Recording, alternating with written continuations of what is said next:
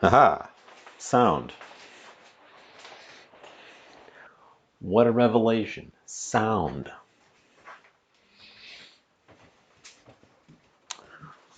But where did I put the waffle machine?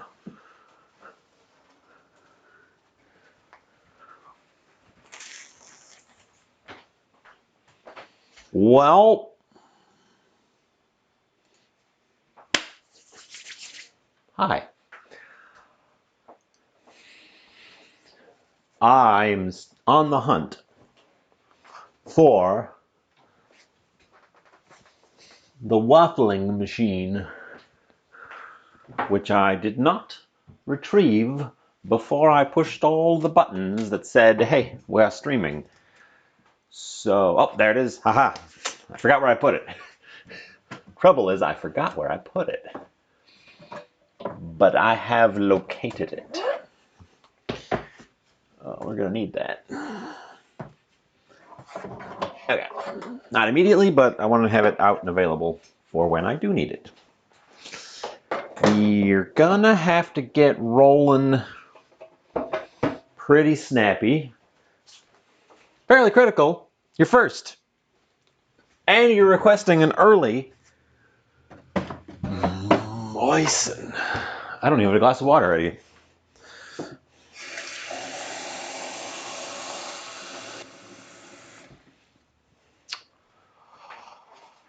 Thank you for the moisten.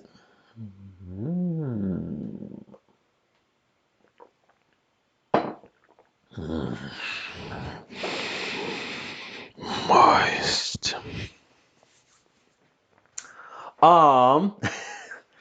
So, yes, today. It was going to be yesterday. Completely lost track of timeline yesterday. And by the time I got through it, it would have been starting at like 6 o'clock and I wouldn't have gotten through it at all. So we shipped it to today, and then I almost lost track of it again today, which is why I'm starting at kind of a little bit late. So we have to get to it, otherwise I'm not going to get to it. I was thinking, how do I make something Canadian? Well, what's Canadian? Poutine, maple syrup. Those don't really go together.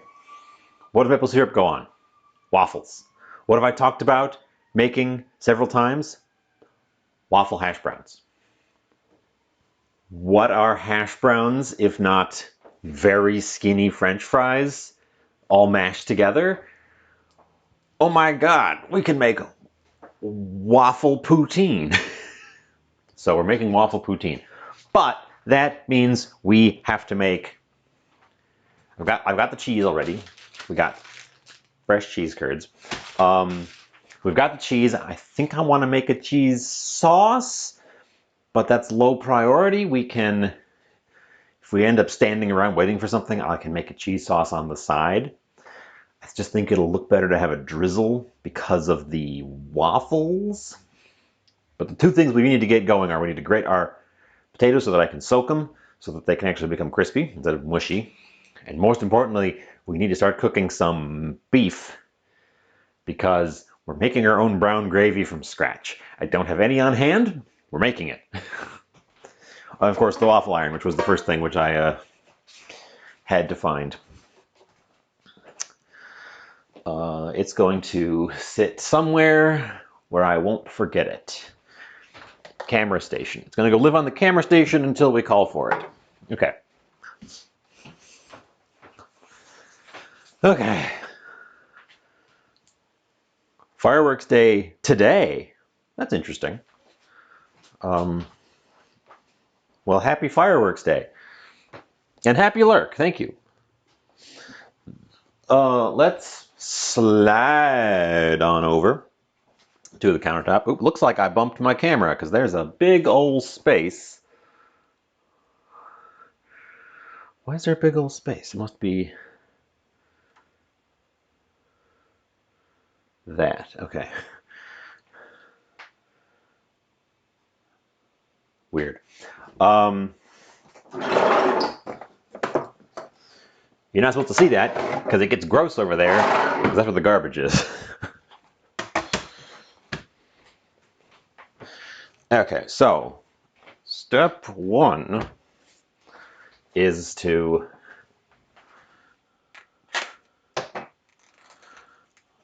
oop, that's a little juicy. These were the palest short ribs. That's probably why they were in the discount bin. The palest short ribs I think I've seen. We're going to do this in the pressure cooker. So I should also make sure that the pressure cooker is ready to go. But we're going to start them in a pan that I can then return them to when we gravify it. So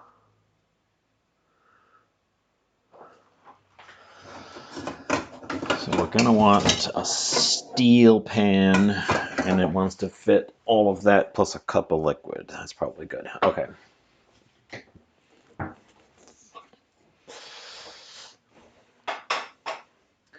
I don't want to add a huge amount of extra fat to this, so I'm going to use a nonstick spray rather than oil, because it gives you a coating with less total volume. Turn that on. We're going to sear the outsides. First, we're going to get these guys out of here and take a look at them. Oop, yeah, okay, they're a little gray. That's fine. We're cooking the life out of them.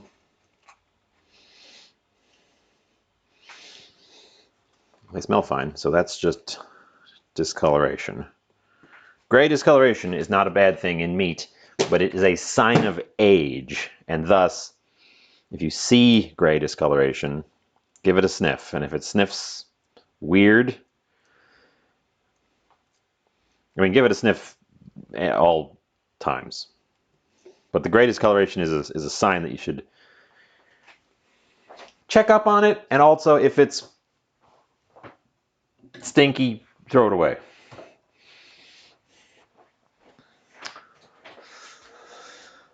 This isn't so bad and it smells fine, so we're going to go for it.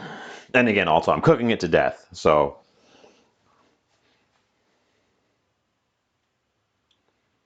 we want that pan to get hot because I want to get a good external sear on these.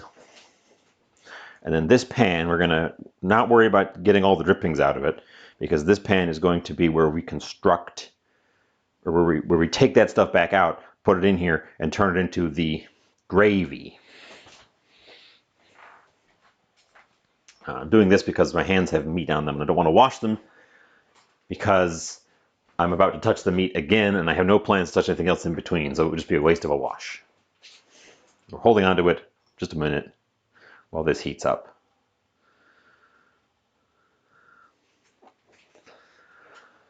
So yeah, the plan is we're going to get those guys in there, sear them off, throw them in the pressure cooker with some onion and some mushroom. Try to make and some liquid. Try to make a sort of a rich liquid that we can turn into a gravy. And then there'll be some chunky bits of the short rib in there as well. You don't really typically serve these as a piece like this. They break up.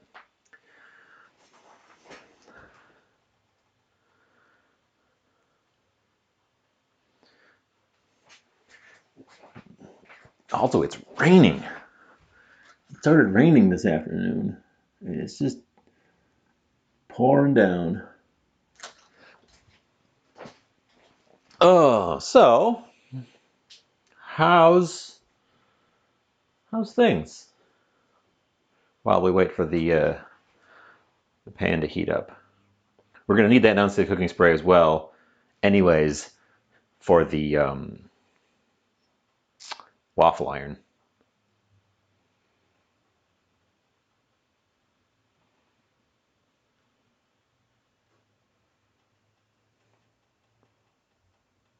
That's probably good. Let's take one and see what it does when I put it in there. Oh, perfect. That's exactly what I want. Instant sizzle.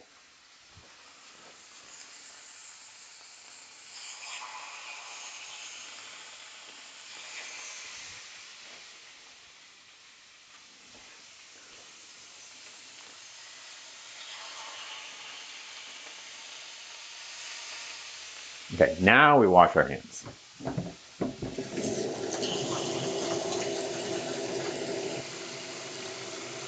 So that we can touch other things.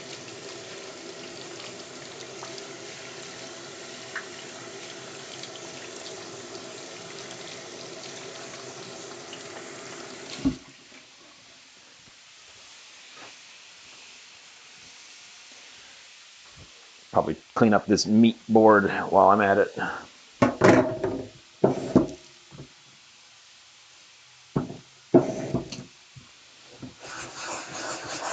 No sense in having unnecessary drippings.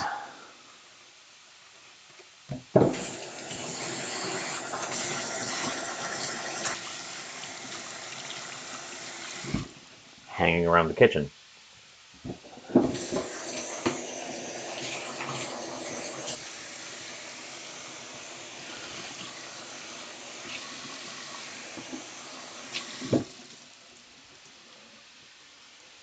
Okay.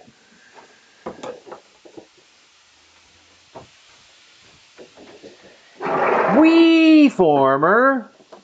I can't remember what we decided to do for 100 bits, but thank you for the 100 bits. Welcome, welcome. Hi, hi.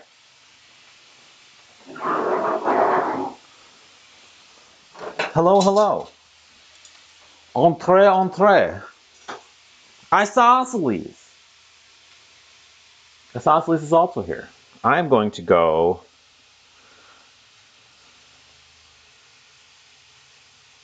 and do that. Isosceles. Follow WeFormer. Ooh, we have stickage today. Not too bad.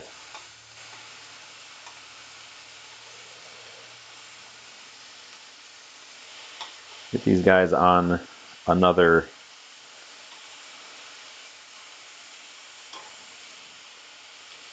side.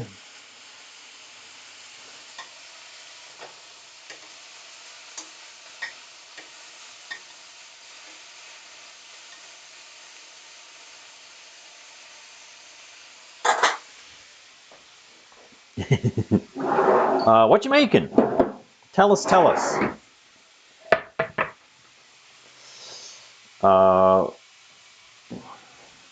While that is searing off, I'm going to start mincing up a couple of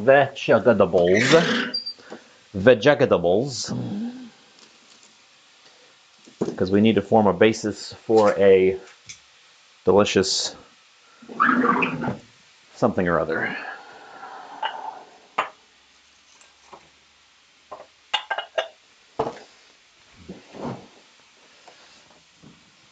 This, that, this.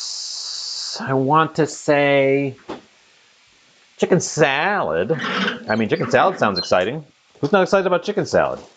Don't you talk bad about chicken salad. What's wrong with you?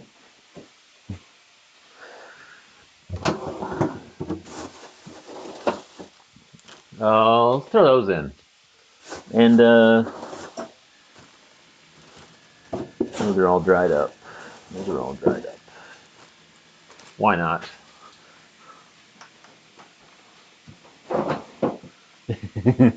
I think it's exciting. You know how often I have chicken salad? Basically never, because I think it's too much of a hassle to make. That is the wrong knife. Caught myself before I dirtied the knife this time.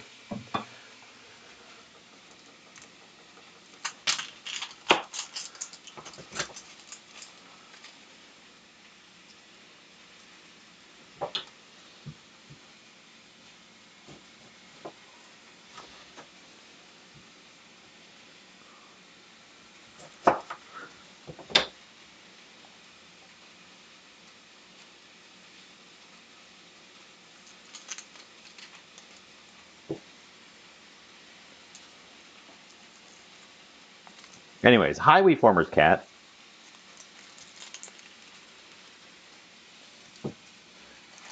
Don't use take no for an answer. You get that chicken.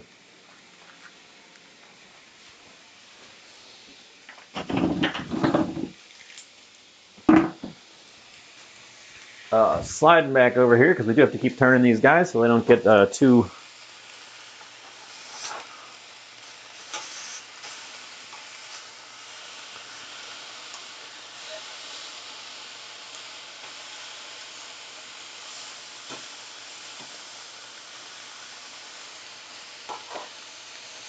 These are short ribs, to repeat myself from earlier. So they are gnarly, like tough.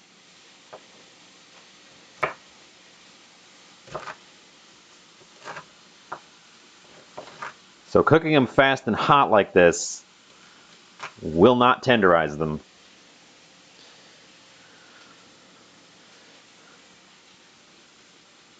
We are doing it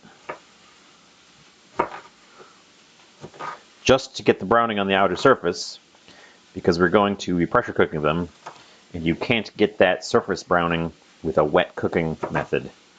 We're essentially fast braising them. You should, if you're making what I'm making properly, do this directly in a Dutch oven, and then that Dutch oven with the meat and accoutrements will go in your oven for 3.5 hours. We're not taking 3.5 hours.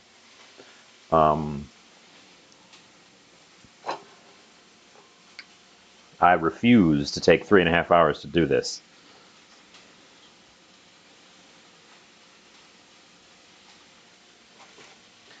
So small onion.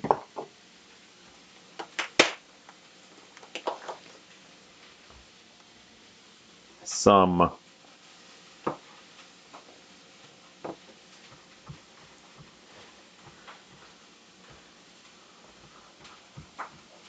pretty basic mushrooms. Button mushrooms don't have a ton of flavor, but they do have those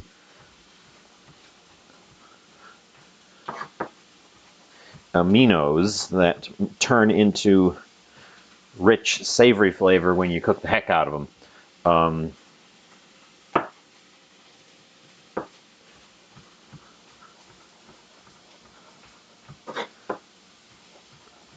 So we're making a combo beef and mushroom gravy. I want around the same amount. No, we're going to have considerably less mushroom than beef. It's going to be mostly beef. Just because mushrooms do shrink up a ton when you cook them. And to get an equal quantity would mean I would have to have gotten a second one of that size of mushrooms. Ooh, that's a spicy onion.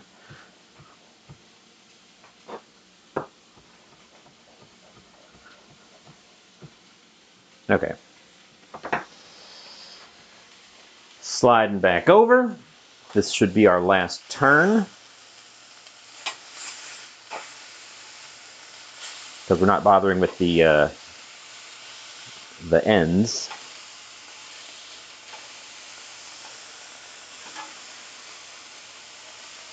We'll deglaze that in a bit.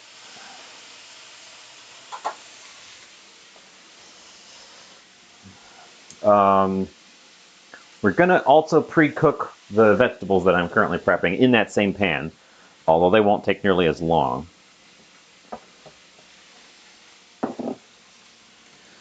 And this is the only place we're using garlic today, so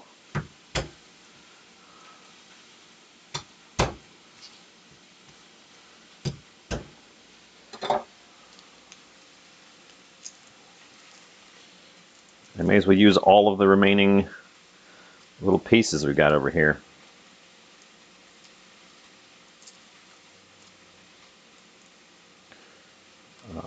There's fresh heads of garlic waiting in the root drawer.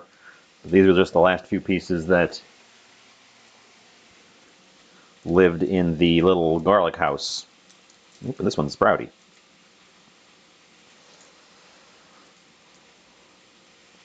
Well, Weeformer's having chicken salad.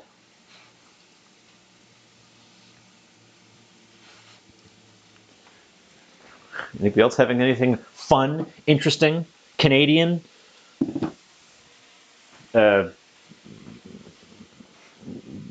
Perhaps United Statesian? While we still have it.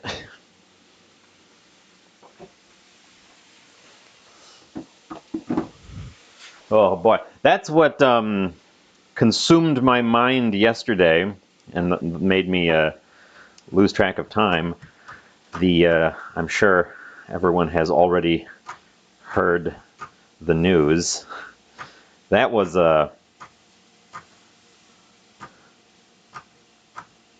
just about as bad as it could be.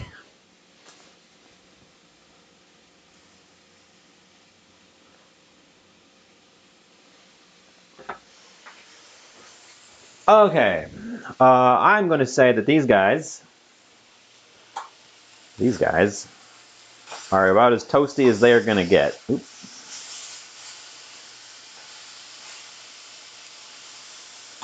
Without really burning them in there. So, let's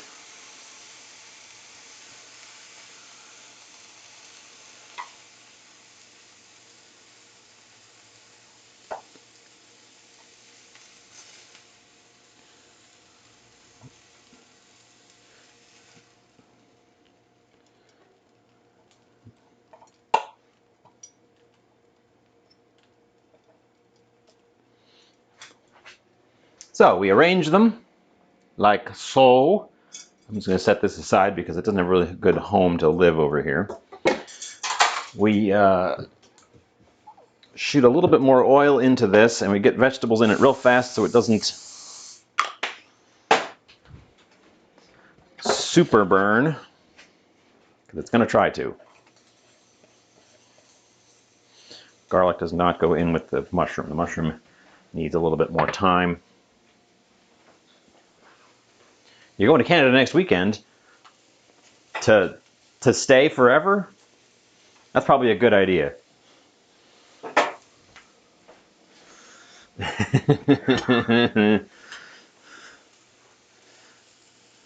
this is our first edition of salt. I have to be mindful adding salt because I don't want my gravy to end up too salty. We end up concentrating stuff at the end, and if too much salt has been added in the lead up, it becomes just a salt bomb. Transformers Convention. Well, you should see if they've got an opening for just like hanging out.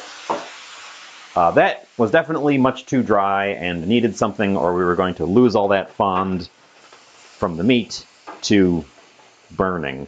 So that was just a splash of plain old tap water. And you can see how immediately all that crusted on brown stuff has turned into a lovely brown juice. That right there is flavor.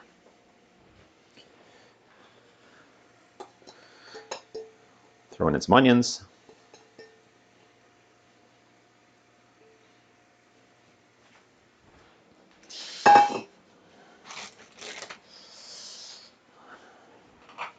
Let those guys sizzle off a little bit. We'll get the garlic in there a little bit later. I don't want to overcook the garlic. Let's slide back over to the counter. Job in Toronto. These are some pretty old shiitake mushrooms that came out of one of those bags of dried shiitake mushrooms. They obviously got humidified at one point because they're not crispy anymore. They're kind of bendy. And these, I can't remember what kind of mushrooms they are. If I smell them, it might let me know.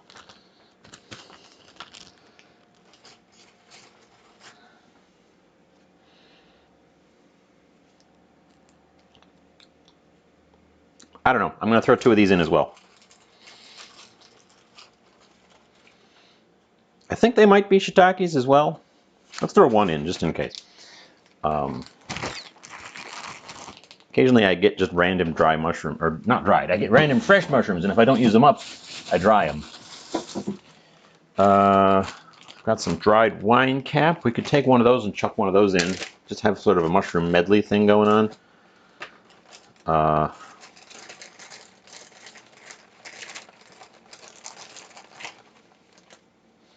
We don't need the stem part.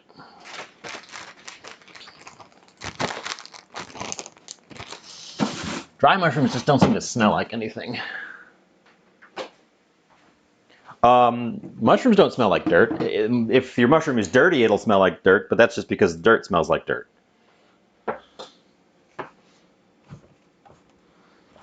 Mushrooms smell like all different things, depending on the kind of mushroom you have.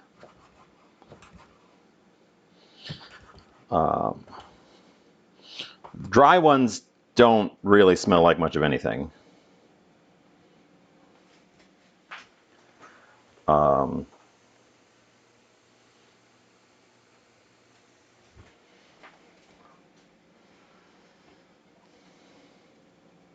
But like shiitake mushrooms are very savory. Most people who don't like mushrooms, in my experience, not everyone, not going to say universally everyone, but most people who don't like mushrooms, in my experience, have only encountered this kind of mushroom. And they're like, ugh, they don't taste like anything and they have a weird texture. And you know what? Fine. Button mushrooms, they don't taste like anything. And if you cook them the wrong way, they have a weird texture. And even if you cook them the right way, they always kind of have a little bit of that mushroomy texture. But that's just one kind of mushroom. There's literally thousands of edible mushrooms. And they're real different. The long skinny ones are enoki.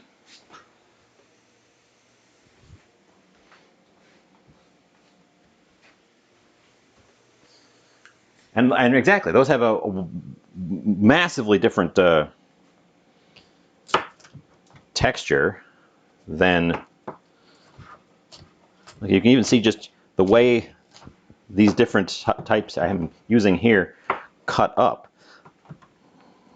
These are all dry, so they cut up weirdly. But it's much crumblier than that previous one I just did a second ago. There are mushrooms that have a texture very similar to meat. There are ones that are really gushy, really soft and squidgy. These ones are hard to cut. We might actually just be able to break this one up. The little button ones, these little button guys, they got a really kind of bouncy texture that can go very rubbery if you overdo them. People think you can't overcook mushrooms, but you can totally overcook mushrooms, especially that kind. They can get kind of rubbery. And they also don't have much flavor, so the people who don't like the texture have no attraction to the flavor either. So they're like, why would I eat these? They have a weird texture and they don't taste like anything. But like shiitake mushrooms have a strong, rich, savory flavor, and they're very chewy. They're much tougher and chewier. I can hear that my pan has dried out again. We're not using this stem.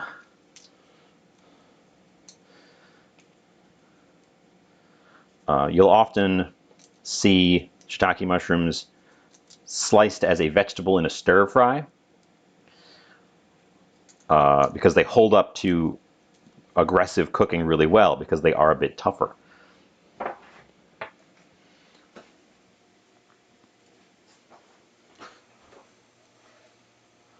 me throw the garlic in. And we're going to actually have to add another dose of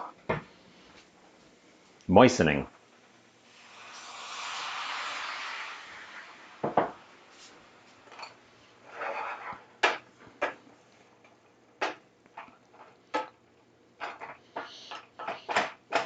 Oh, that smells good.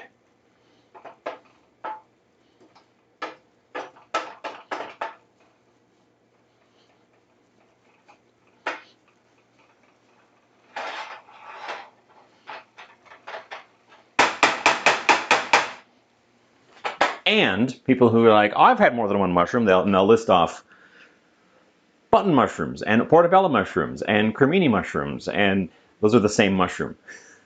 Those are the same mushroom. Portobello mushrooms are literally these guys that have been allowed to get big. The baby portobellos are these guys, but the caps have turned brown early. It's the same thing.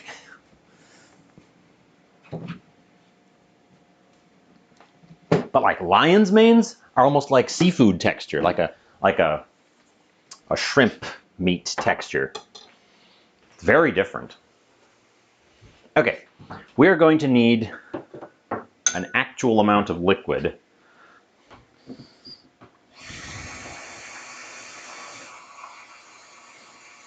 For the pressure cooker.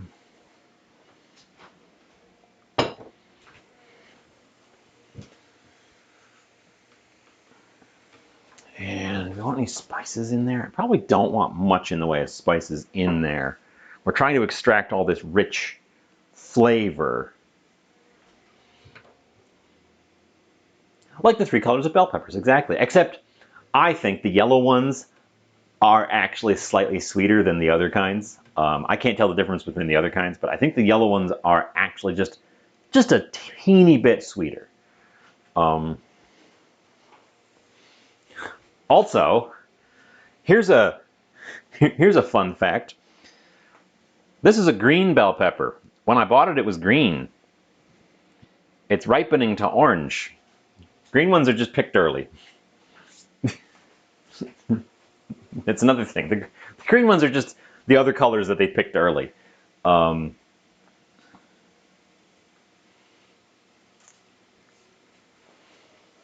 Let's see. I kind of want some. I want to cheat. I kind of want to cheat.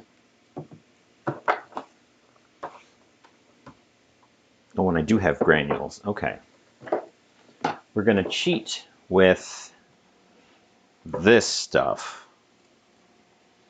Granulated beef stock.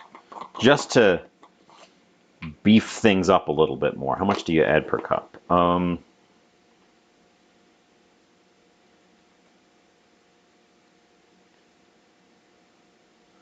that is the stupidest. Okay. 1 cup dissolved bouillon equals 1 cup of broth. Great, thanks. 1 teaspoon in 1 cup of water. Gotcha. We're just gonna throw a teaspoon into the thing to beef it up a little bit. Oop.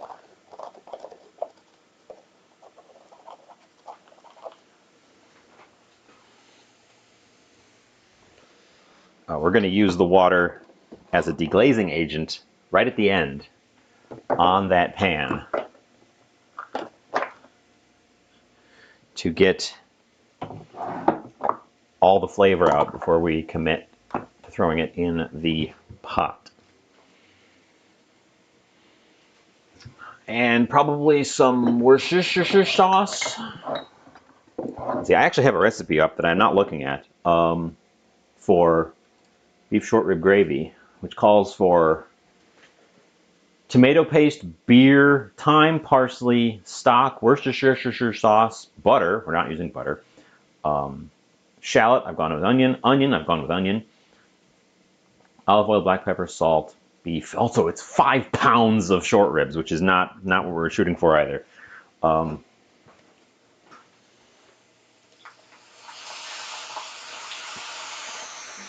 So we'll throw in some Worcestershire sauce. A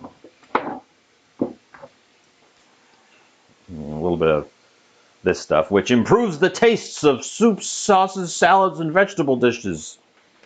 And a dash of the other one, too. Other one. Where did you go? I lost the other one. I was going to throw in some browning. We're making brown. And it's the essence of brown. There it is. There it is. There it is. This one. If you've never seen this one. Browning. For gravies, sauces, soups, and stews.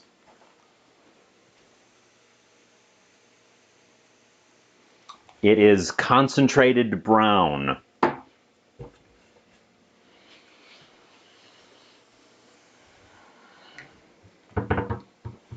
Critical. 5 pounds. We're not using 5 pounds. How much are we using? The package said when I started. 0.99 pounds.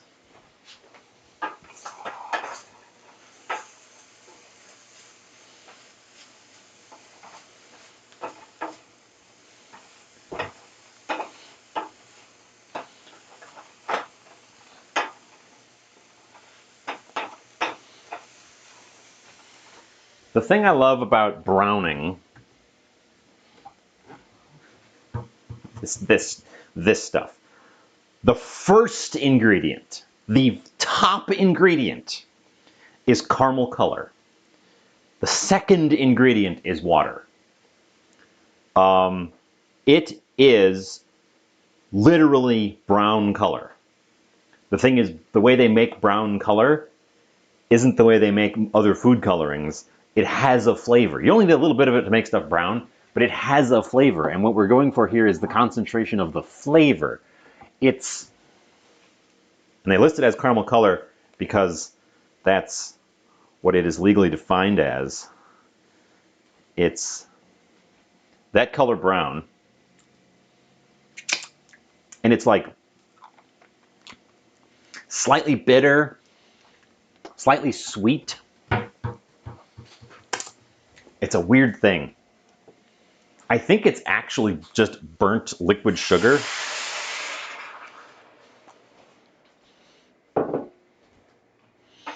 We're deglazing our pan thoroughly.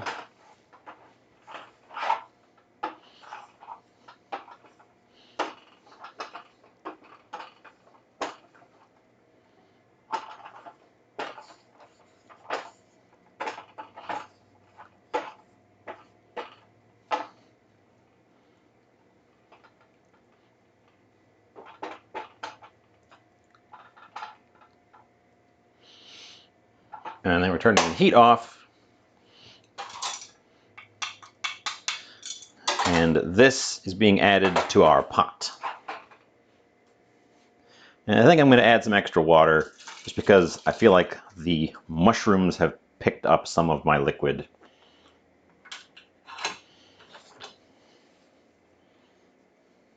And I need enough in the pot to get the pressure up. We have to get this going now, because it needs to pressure cook.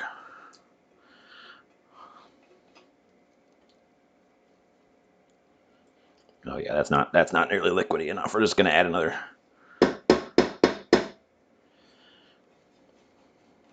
cup of water to ensure that there's enough to go around. We're not worried about super cleaning that pot.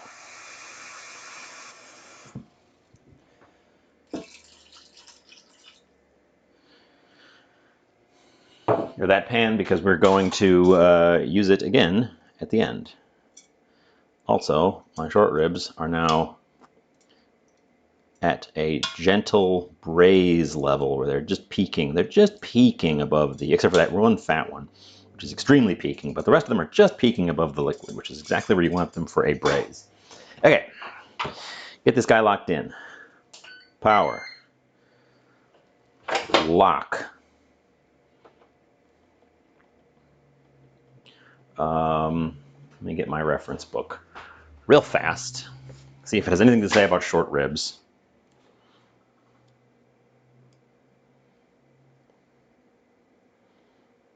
Oh, short ribs. 25 minutes. Perfect. Exactly the ingredient I was putting in it, and it had an exact number for me. Great. Okay.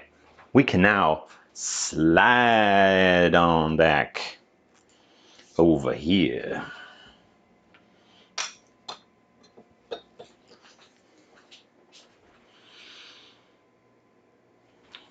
Oh, looks like I lost a garlic. How did that happen? Oh well. Part 2.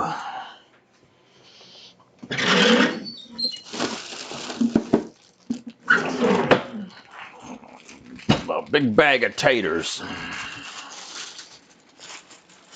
Oop. Ha! Well, not this one. These taters have been in there, I guess.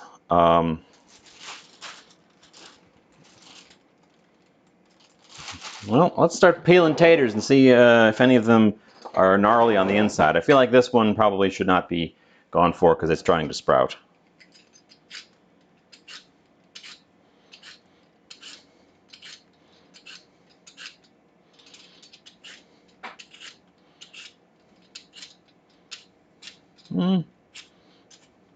Just a little bit of a gnarl right there.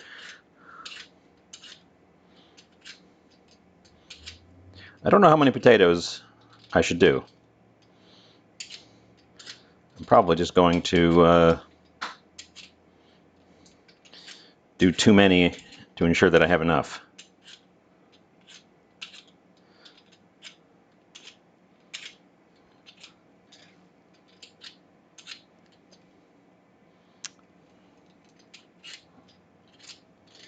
With the warm weather, I'm not entirely surprised that the potatoes... The Irish would not eat that potato.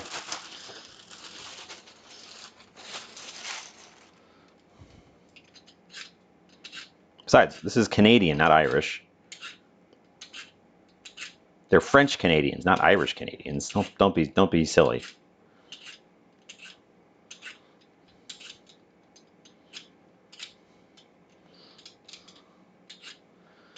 None of the rest of them look like they're sprouty. I wonder why that one got ahead of them all.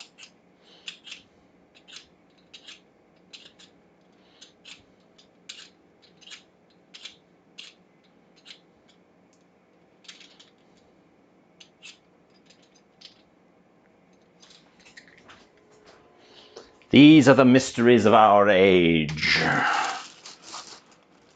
Why did the one potato go more potato-y than the other potato?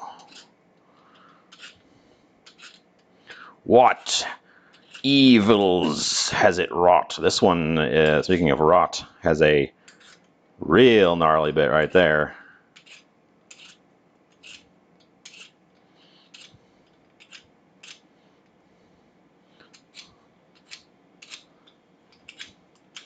Now that was the kind of gnarl that you cut away.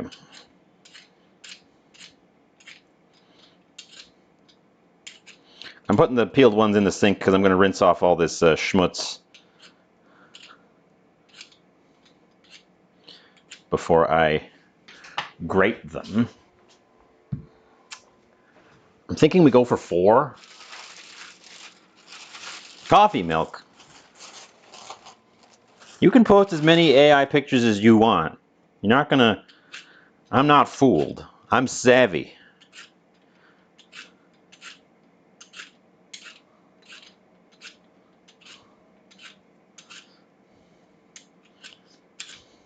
Besides, I've also seen your art skills. You could be doing those by hand.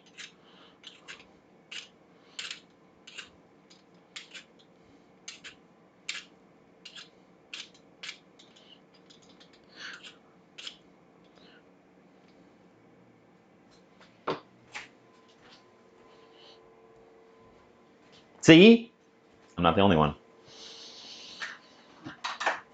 Oh, compost bucket's getting heavy.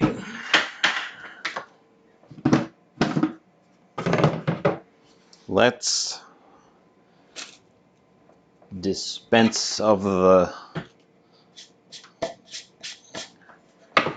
tater peelings and this one. I'm just gonna huck it in there.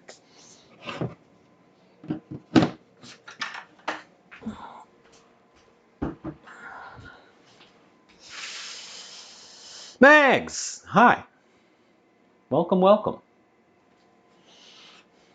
Let me rinse these potatoes real quick.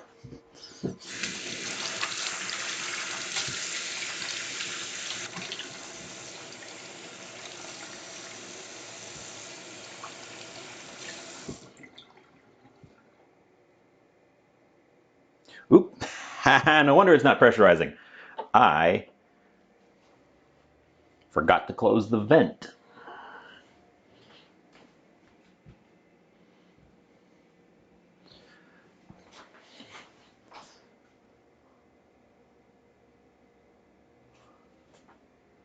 Well, hopefully that does not throw me off too badly. Having closed the vent light. Here's our potato. I could. I don't really have a place to put potatoes.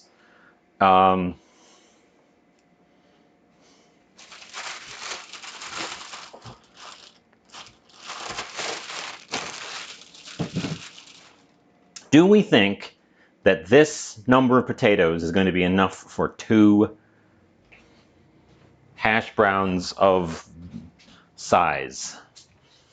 How big are they? I want 2 hash browns that are this big. Now, granted, they're going to be real thin, so, or, you know, waffly thin. Is that enough? Because then I want to, I'm thinking of the plating.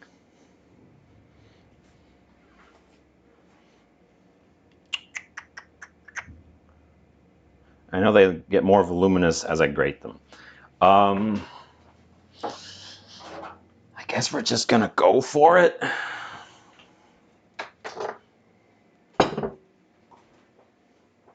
I've got a new grater. It might be too finely planed for this. It's very sharp. This guy, you know how I do with my box grater, and I just run my hand over the blades, and I just kind of run my hand over these blades and don't worry about it. This guy, I barely touched it and it cut me. These guys are little razors, but this thing is designed to sit in a bowl like that. So let's take one of these and see what the shreds look like.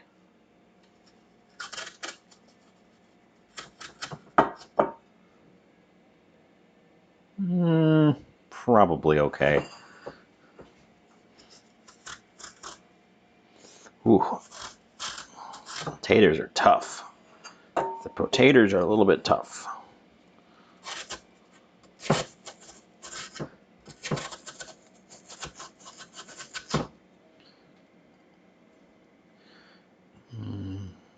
I almost feel like those might be too short. Like I need, like the little blades are substantially closer together on this than they are on this.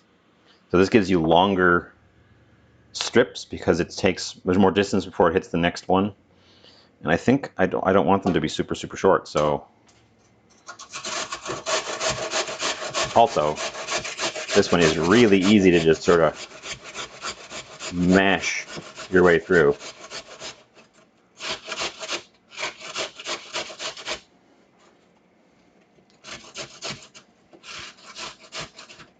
Oop.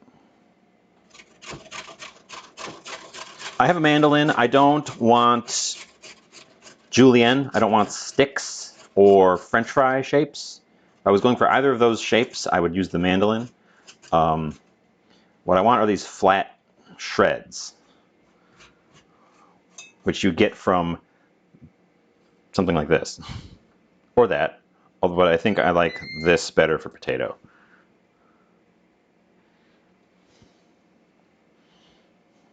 Also, this is much faster. These, because they're so close together, I think there's a lot more effort to bite into them. I'm not sure what exactly this is. I used this for carrots once, actually, and it was really good for carrots. I think that's better for skinnier things, and for these, I just want this big old box. Sometimes it's hard to improve on an old design, such as the traditional box grater.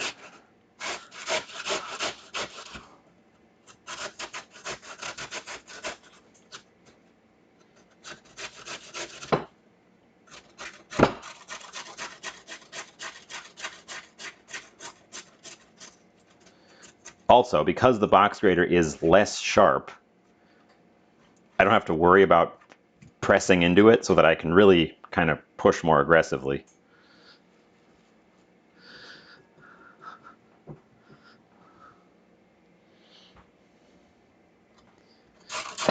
Without worrying about my hand. Although, I used someone else's box grater not too long ago, and theirs was sharper than mine, so I guess some of them are, in fact, sharp enough to cut you. Although it only was a tiny abrasion, it wasn't like a big gash. So I guess I've learned some box graters are sharp, but clearly you don't need a sharp one to accomplish what a box grater can do, because this one's not sharp, and I'm just powering through it.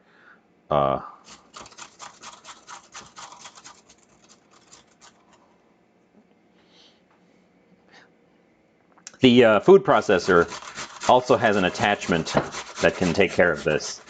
The one side of the blade, one side of the disc has this kind of holes on it. Although in that case, you end up with a little knob that gets... Oh, yeah, it's huge. We probably could have done less potato, but I'd rather have too much than not enough. Which I believe I said at the beginning. We're going to make too much to avoid having not enough.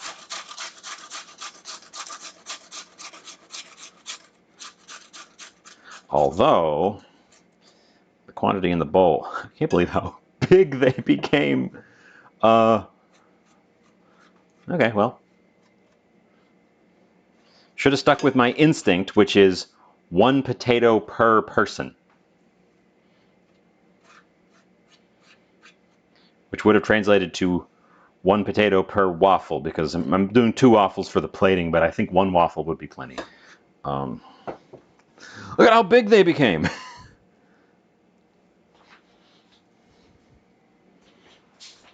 Bring that with me. We're filling that with cold water. Probably twice, given the volume of it.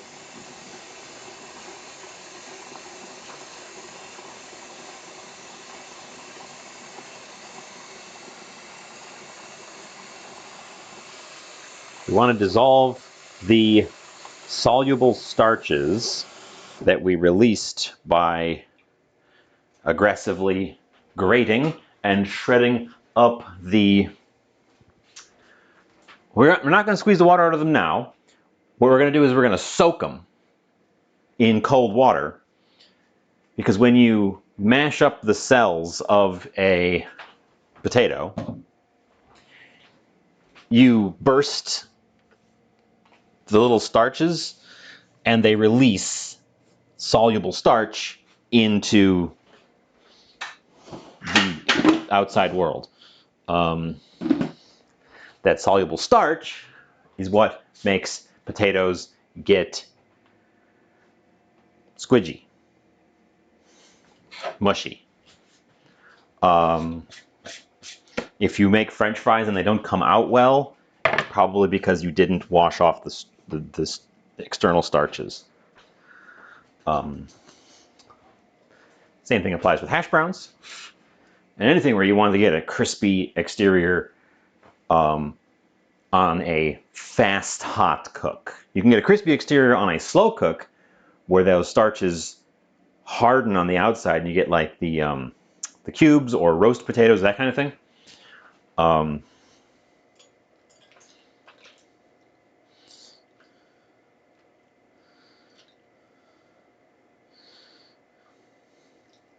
So the water is very cloudy. You're supposed to soak it. Now this is a lot of potato, so I'm thinking I should actually immediately drain off the water. Ooh, and not spill the potatoes in the process, which it really wants to do. I think I should immediately drain off the water. Zan, hi, hi, hi. Since the water is immediately so cloudy, I'm going to pour the potatoes out into the colander here.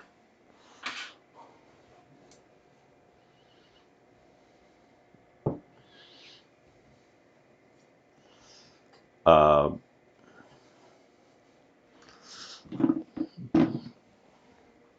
just to freshen up the water, because I feel like we lost a lot of starch immediately, and I want to get rid of it to sort of speed up the process a little. So this second batch, we're going to now have it soak.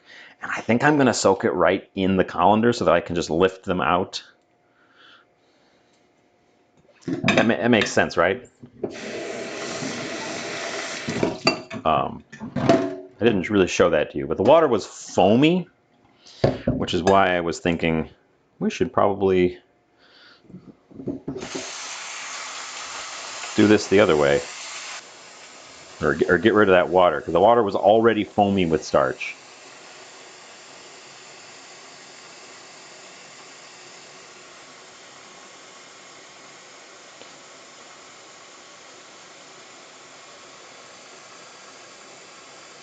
This also means that I can overfill and refresh the water as much as I need to without the potato shreds flowing over. Okay, they need to soak for a while, so we have things to do. Saizen wants a moisten. We're doing that right now. We're heavily moistening the potatoes. But thank you for the moisten. Mmm. Mmm. Mmm. Moist.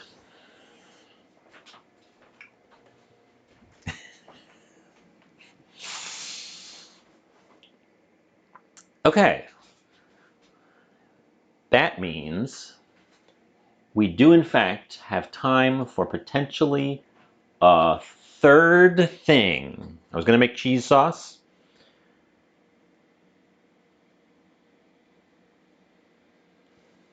I also kind of want to make bacon maple syrup. By which I mean I want to infuse bacon into some maple syrup and see how that works. Partially because I have some bacon that needs to be used. The same bacon, in fact, it's still sitting there. I didn't use it over the weekend because I spent the weekend eating that entire giant stromboli. It took me 3 days.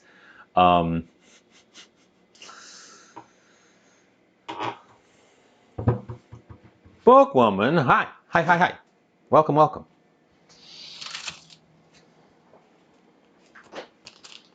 Here's the bacon. It's the same bacon. There's still quite a bit of it. I'm probably not even going to use all of that to do a quick infusion of flavor. Timbits. I remember Timbits. They're just donut holes, but the name is so cute that I loved Timbits.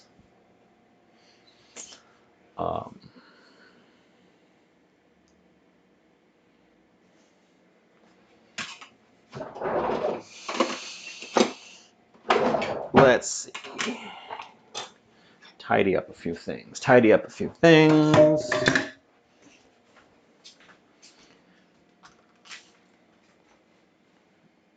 We have the bacon. We have... What do you think? Do we stick with purity and just use cheese curds? Or do we make a cheese sauce and then just a couple of decorative curds on at the end to like make it look fancy?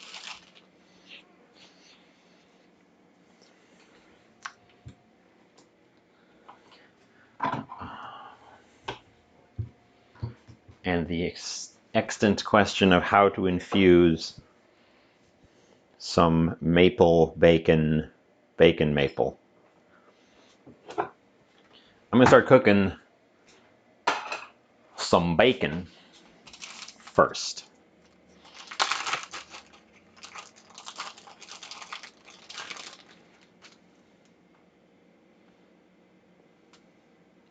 Just cook this, just this brick of bacon. We don't need much, so I'm just gonna grab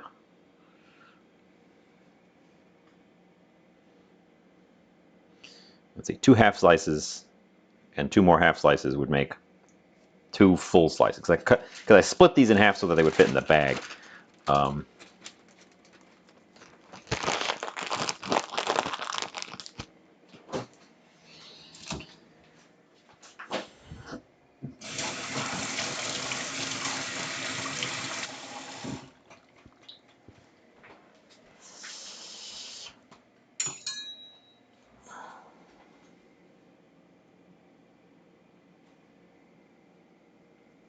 See, I want bits.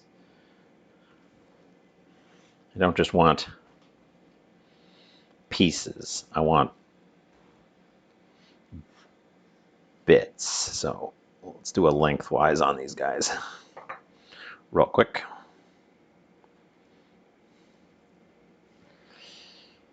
TK. Hi. Welcome, welcome. What do you think on the debate that so far is just me asking questions to the void, but should be a debate? Cheese curds versus cheese sauce as a poutine topping. I know curds are traditional, but also we're making waffles, not French fries, so there's already a break with tradition.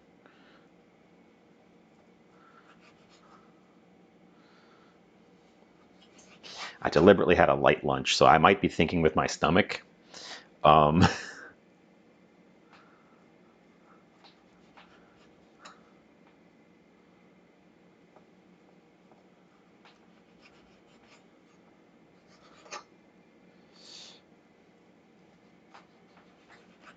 Well, I mean, I have curds. That's what these are. The curds are already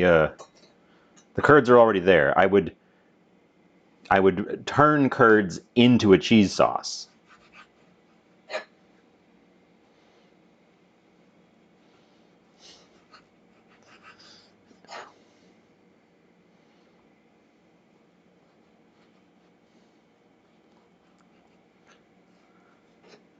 That's 1 vote for curd. I could do an actual poll.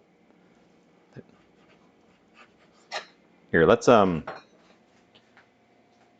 an actual poll.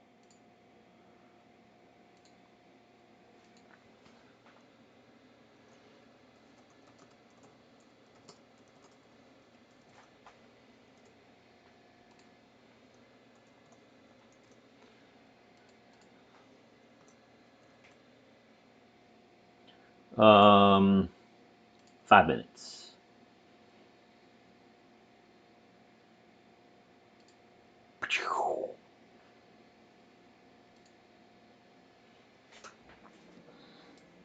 There. Poll is live. Cast your votes. If you're lurking, don't worry about it. Voting in the poll does not reveal your presence at all.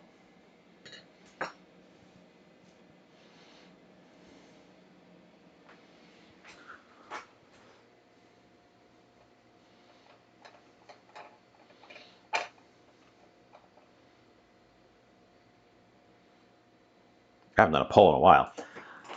Okay, we're gonna get that bacon on the go. We're going to wash up real quick. We're gonna carefully not get soap in my potatoes. I think I should put away some dry dishes while the bacon's getting started.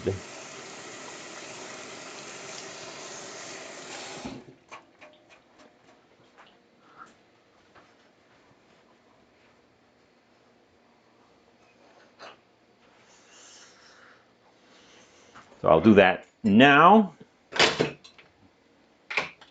because I know I'm going to create a new one. Well, I've already created new ones.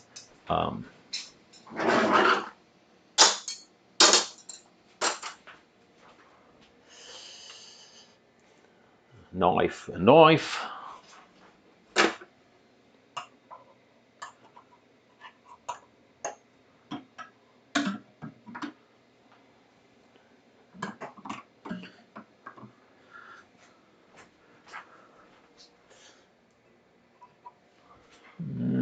ramen. Still don't know where to put these ramen bowls. I keep using them because they're very nice bowls, but then they kind of live out there on the table because I don't know where to put them.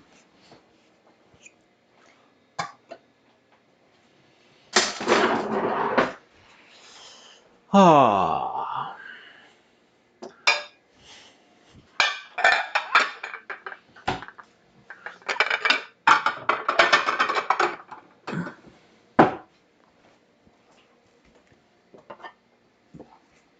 Oh, just did that one. It's still wet.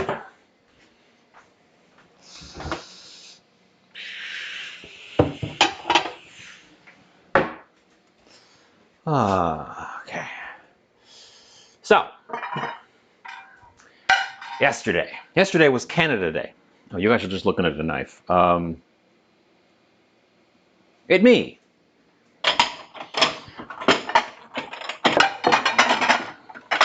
Yesterday was Canada Day, but here in the U.S., I'm sure you know what happened, and it consumed my entire mind. Curds. Everyone voted for curds. Okay, I guess we're skipping the sauce and going just for some curds. That is easier on me, for sure. I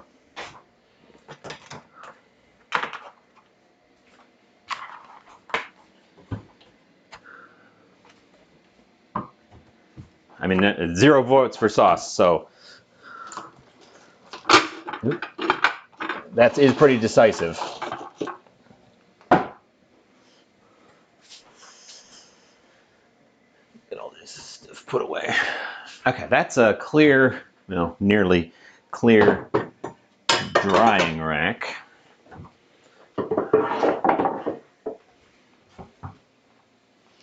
Well, okay then. I guess we're just going to leave these curds. Let's see how fresh they are. They were in the refrigerated section, so they're probably not super fresh. But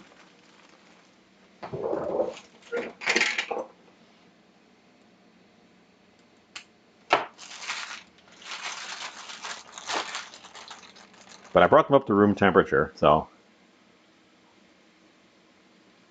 yeah, no real squeak on them.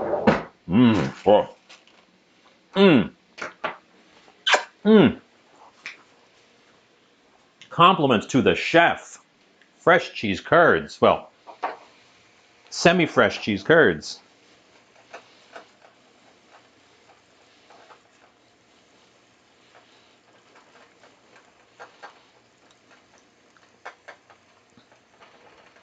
Nope, you guys are over there now. Stop being over there. Come over here.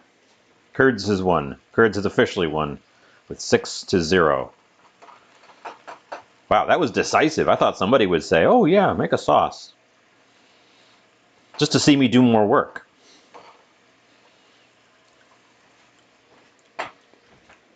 Just to see me stand here and do more stuff. Put those mushrooms away. Okay. In that case, we're not making... We don't need a roux. We don't need to make... Okay. Well, that means I'm committing to turning the bacon into a maple topping thing. So we're going to fry it crispy, and then I'm going to take it off the heat and just stir in some maple syrup. Or, no, that's probably a bad idea. I was going to say, make my own syrup with maple sugar.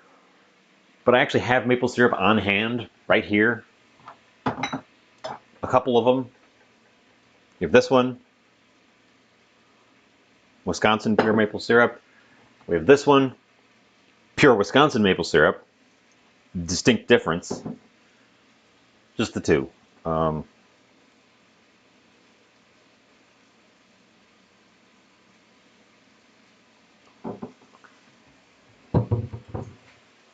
Well, I missed yesterday because I was stressed out over the world happenings.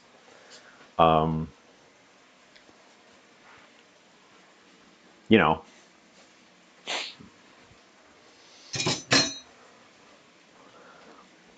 Tuesday used to be the normal streaming day as well. I switched to Mondays because it was better for me in general.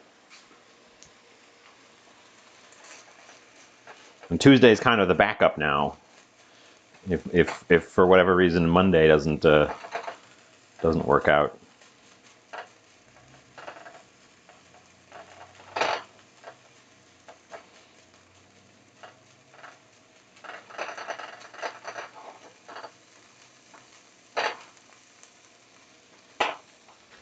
I gotta say, this bacon, this cheap, it was Bob Evans brand bacon. It has proven itself that it should be used for recipes, not for making a strip of bacon, because it does some weird things. It stays really pale.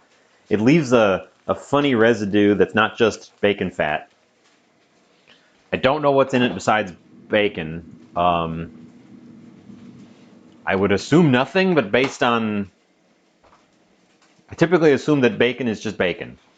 But based on how it behaves when you cook it, I think that they've like injected it with filler or something. And I don't have the package anymore, so I can't check.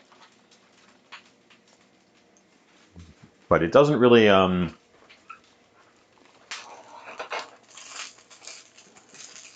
inspire me.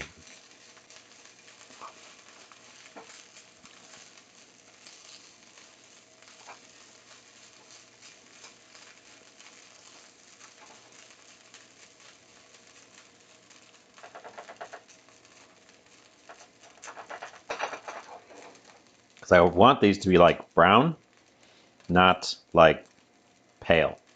But they sure want to stay pale.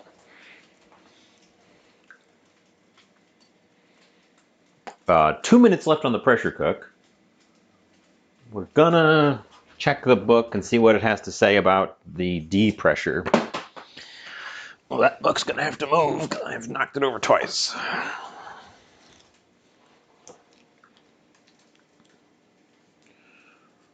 Boneless beef short rib.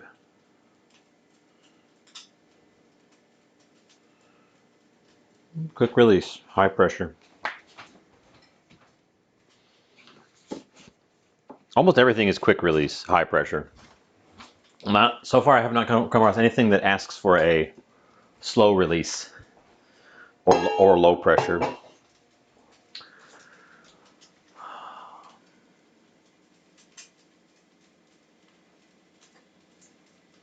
Boy, we're gonna make waffles.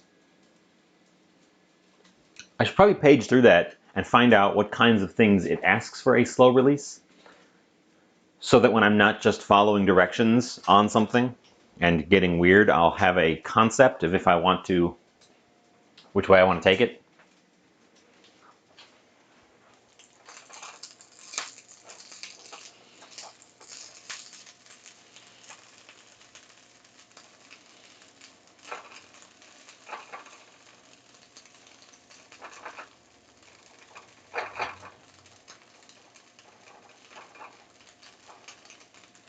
Okay, they're getting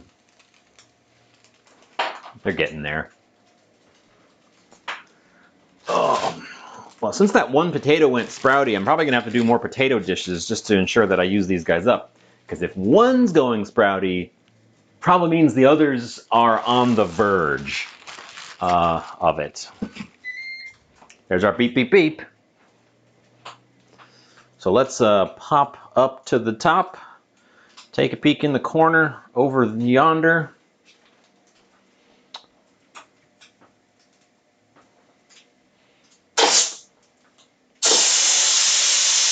Nope.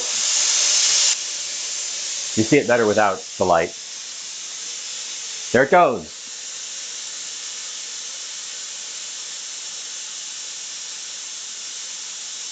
It's hissing loudly. It's probably filtering it for you, but it's very loud for me. Ooh, it smells good. You can really smell the onions, which I suppose is interesting. Okay, now they're getting bitty.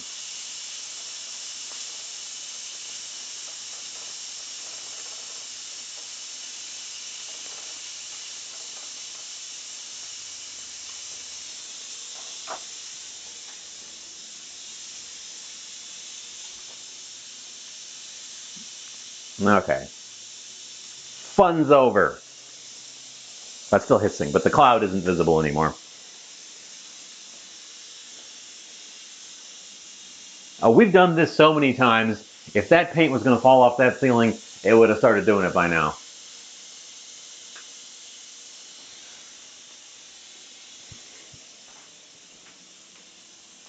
But fair point. Probably should do it where there's somewhere to vent it above. We've already got this spot. You guys can't really see it really well. You can't, but you probably see the outline of it. This, at some point in the past, someone cut a hole in the ceiling to work on something and then patched it up. And the patch job is real rough. I don't know why I pointed that out. You're going to see it all the time now.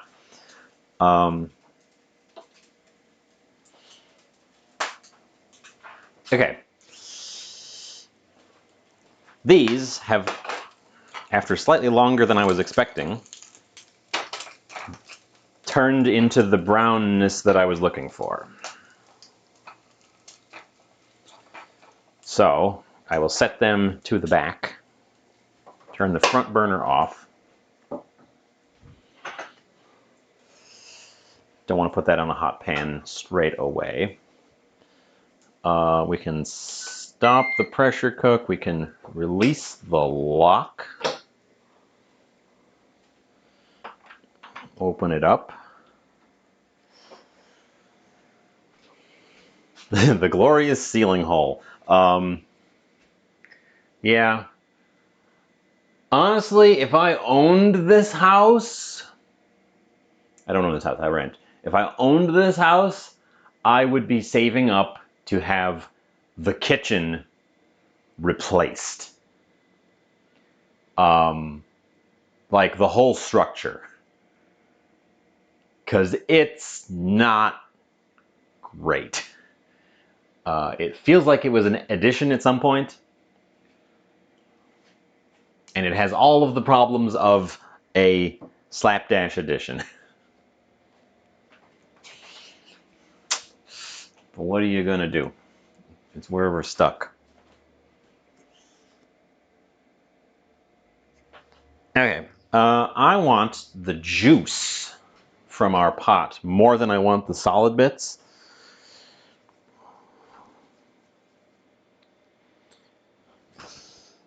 So how am I going to filter it out? This colander should be fine enough and sturdy enough.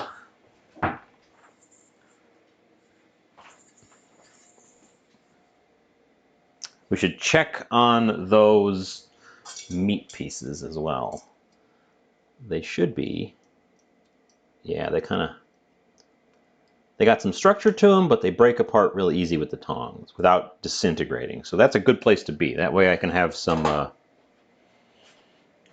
meatiness. We're gonna get them out of there.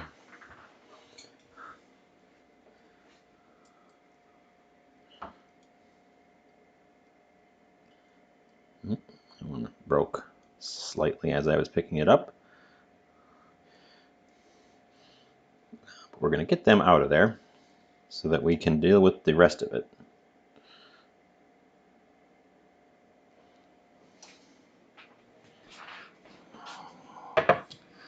There they are. We'll test those guys, taste test those guys in a minute, or in a second, or in a plank time, which is a very, very small unit of time.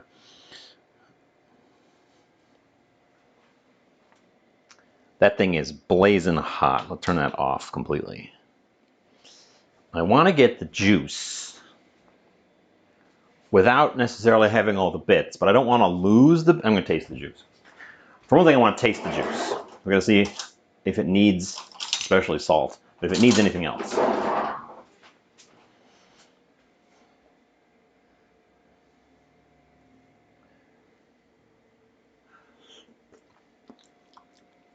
Mmm. Mmm. It tastes like beef stew, but it thin. and savory, which is perfect because I'm going to thicken it up. Mmm.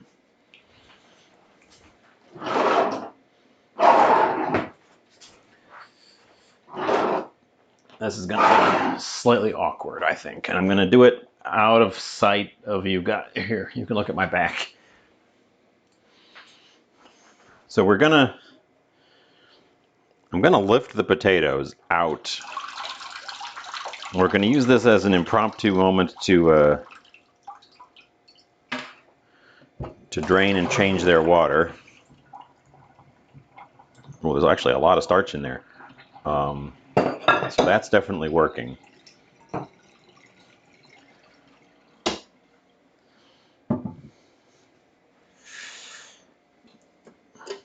Oh, and why did I do it that way? Why did I do it that way? I have the steel. Ugh. I picked a steel pan for a reason. I knew I was going to do some mean things to it. And this is one of them.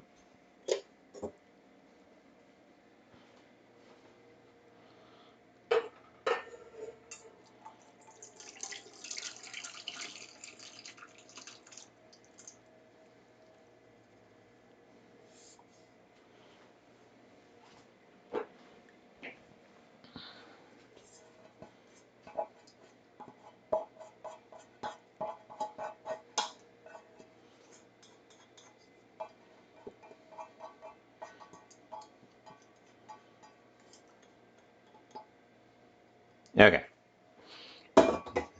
That's what I wanted to do. Still was a good time to replace the water on the potatoes. We're going to refill that with water.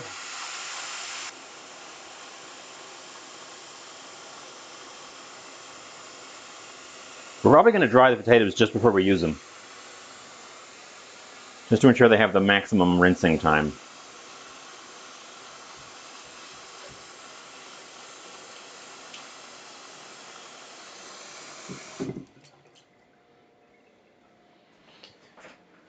Okay.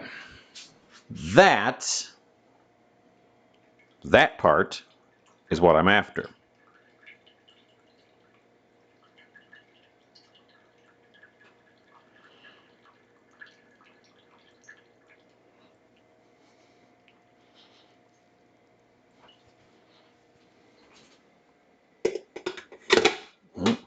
That was not the right thing to do. Okay. I was just going to rest over here while I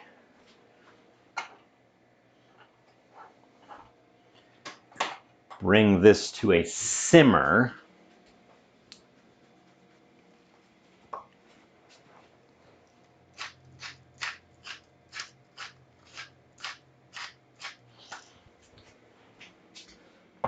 A little bit of black pep. A little bit of... There should be a ton of flavor in that. I don't want to lose the mushrooms and onions. I should taste them to see how they came out.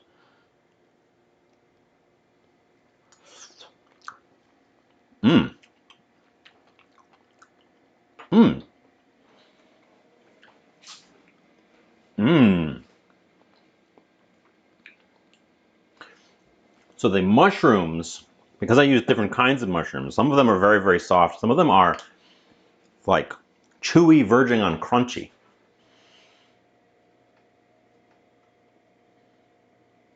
Also, I almost forgot to maple up my bacons.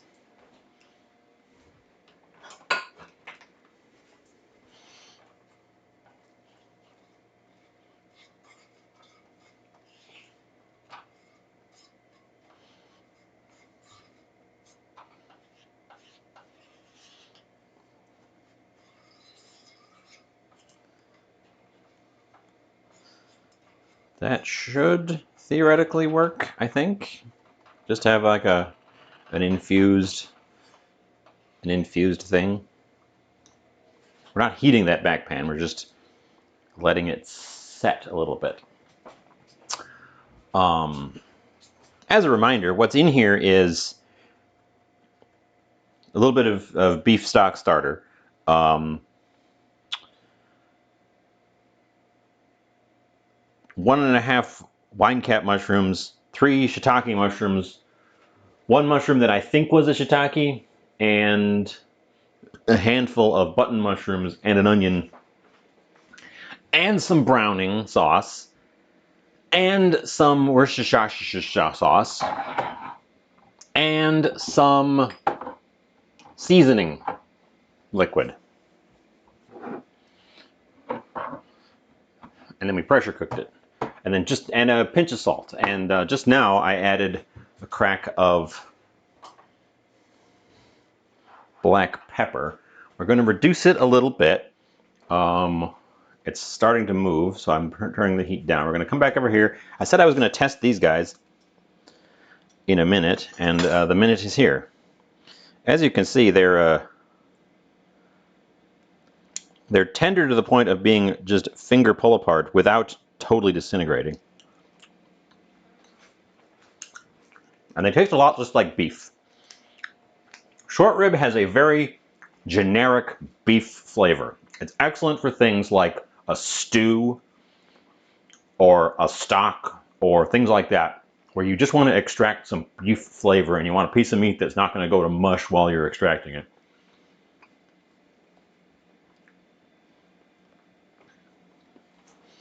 They're a scooch dry. We're gonna throw them. We're gonna probably not even use all of it. We're gonna shred up some of this and add it into that gravy.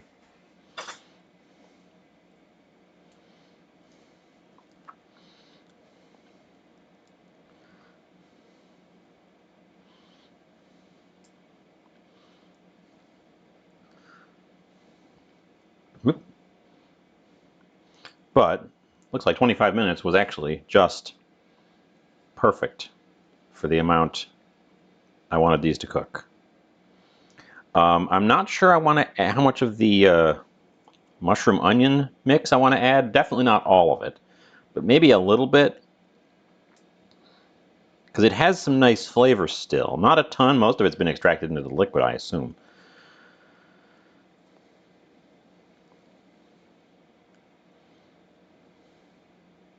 You can see these thick pieces. This is the reason that this cut of meat is so tough, unless you cook it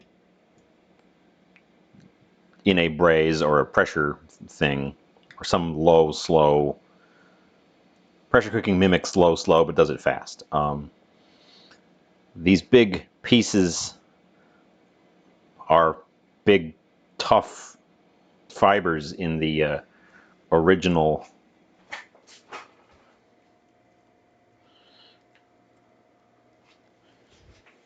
piece of meat.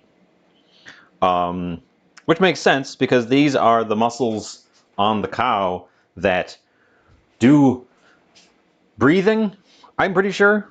Correct me on that if I'm wrong, but I'm pretty sure that's what the muscles I'm working with here are. These are the ones in between the ribs that breathe. So they get a lot of use because, you know,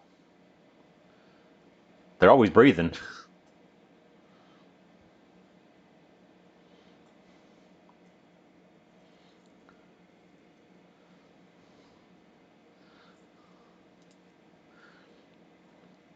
And that's the thing. Muscles that get a lot of use are tough, but have a lot of flavor. Muscles that get very little use are more tender, but also have a lot less flavor. We're just going to do those two.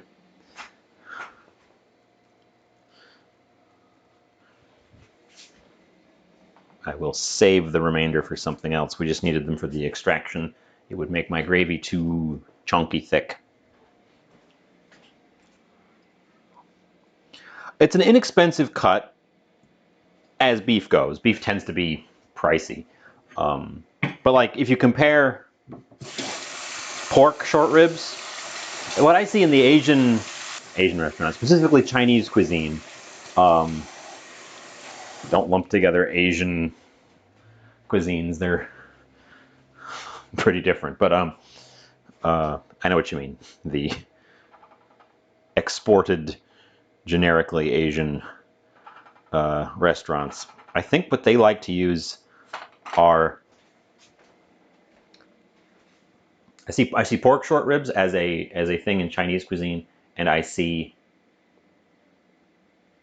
beef short ribs. See, they take a long, slow cook. That also means that you can have them hot, ready to go, and cooking long before anyone shows up, and they'll be fine. It contributes both things. It's just like using tongue. Tongue is an extremely tough muscle, but it has a ton of flavor. So you don't cook it when someone shows up.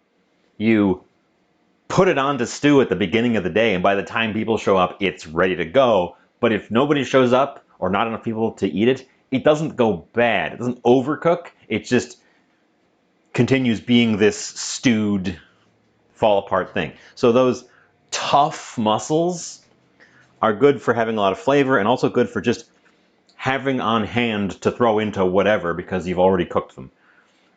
Lengua is great. So we're going to reduce, oh, you guys are still over on the we're going to try to reduce this a bit before I throw in a thickener. And I don't want to over thicken it. I want a nice sort of runny gravy. It's very liquidy at the moment. It's not terribly salty, which I like. I didn't overshoot the salt levels this time, as I am unfortunately wont to do.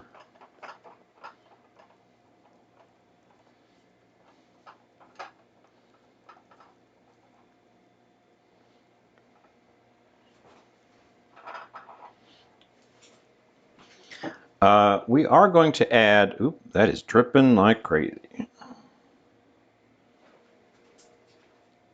We are going to add a pinch of these guys back in as well. Not a ton, just to give us some texture. I'm not throwing these guys out either because they still have flavor. I don't know what I'm going to do with them. We're not using them today, and they're drippy.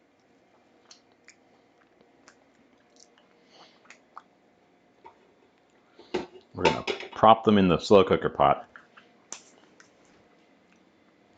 while I deal with stuff.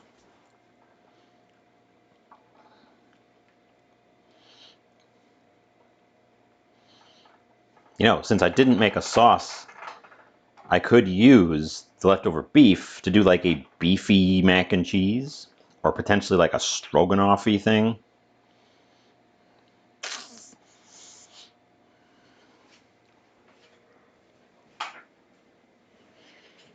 Okay. Well, since our meat is now meating, and our grave is gravying, and Miss Sepsy is sepsying. Hi. Welcome. Hello.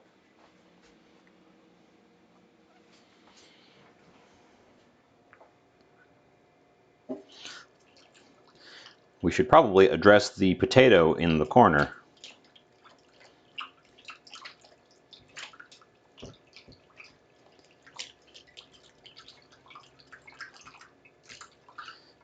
Giving them one last vigorous swirl around in the water before I drain it away.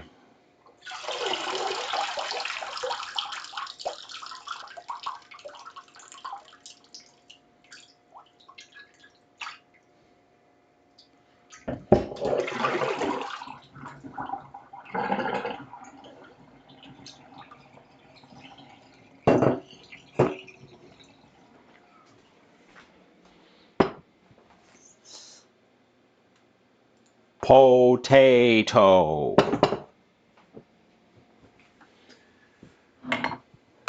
This is something that I've been meaning to practice for a long time, and we're doing it today. So the fact that I say I'm practicing it is probably not a great sign that I'm going to do it right.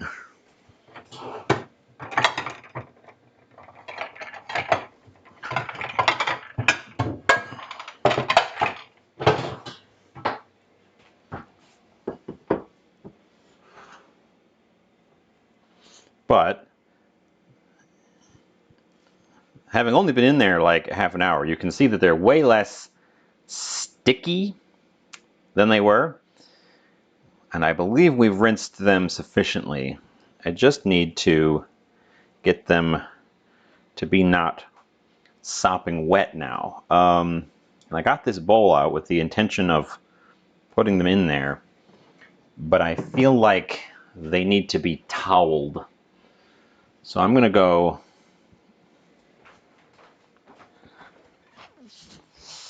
we'll use paper towel.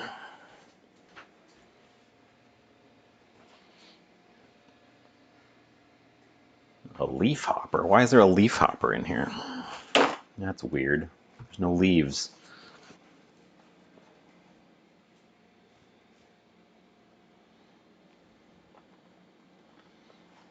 So we're going to start with some potato. I definitely grated too much potato.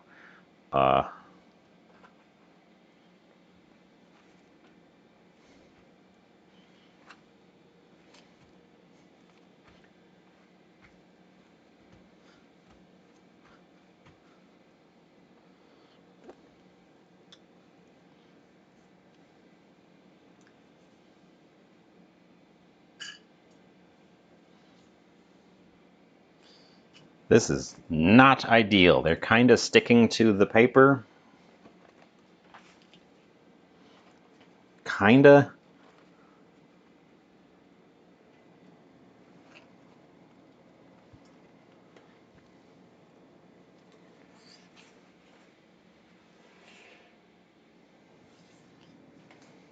Well, soaking them is to make them get real super crispy.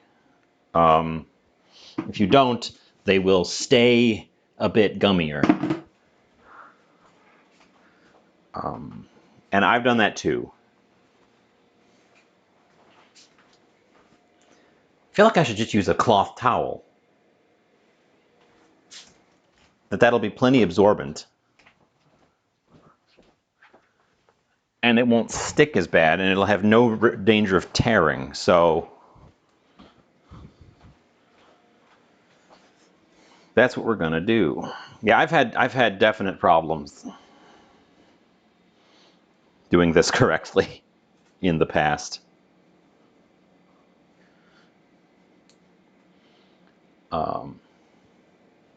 This is my lint-free tea towel that I use for breads and such.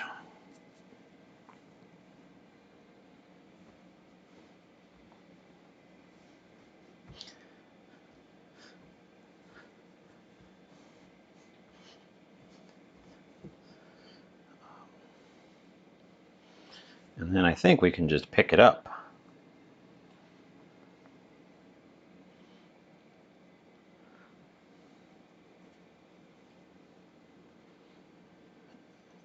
To give them a dump in the bowl. Perfect.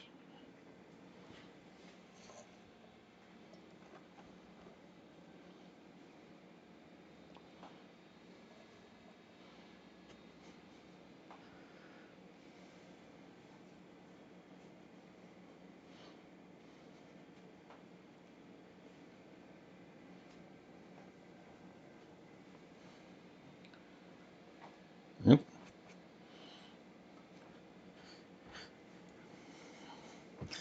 The sound of bubbling on my gravy has changed slightly.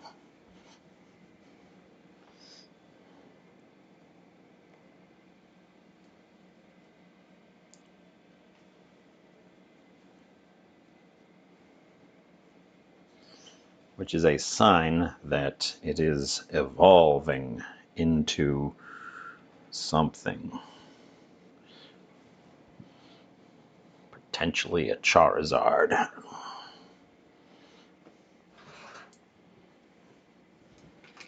We're going to lose a couple, but considering how much we have, that's not going to be a big problem. Oop, still losing water at the bottom.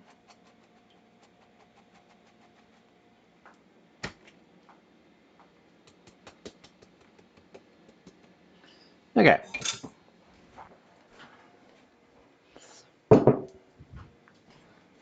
Now the way I've always seen it, and I didn't want to do this right away because I didn't want to soak the towel, but I'll do it for the last one. The way I've always seen it is you bunch them in like this.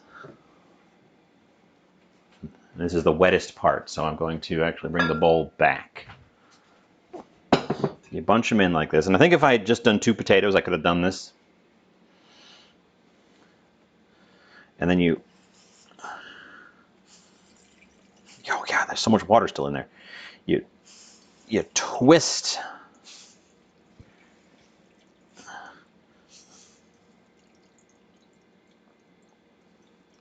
them like that to get the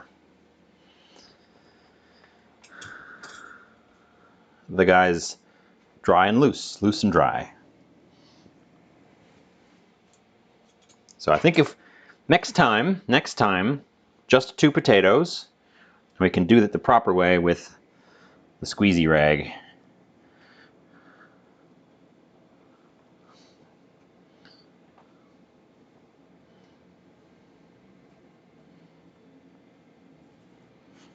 And if you do that, make sure you're using a lint-free towel, which they make for kitchens, and that's what this is.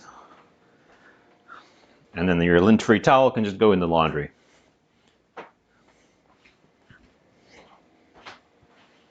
Okay, let's get rid of that bowl.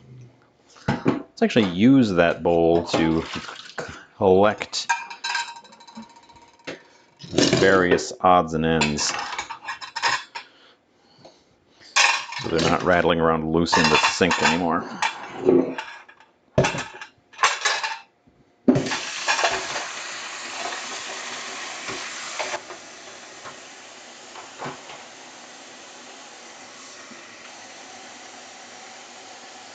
Because we're going to want to make sure that the starches we just spent all that time dealing with don't harden on my various kitchen tools and cause them to be a horrible crusty mess. That would be unfun to deal with. Okay. Wipe down our workspace.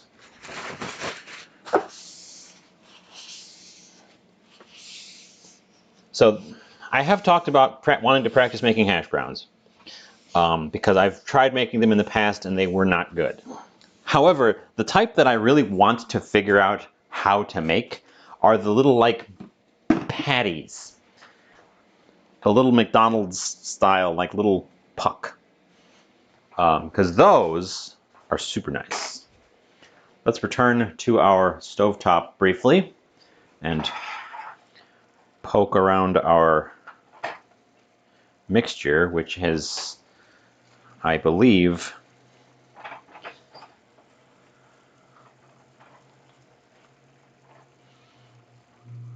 reduced slightly more than I was shooting for. So let's get it thickened and call it a day.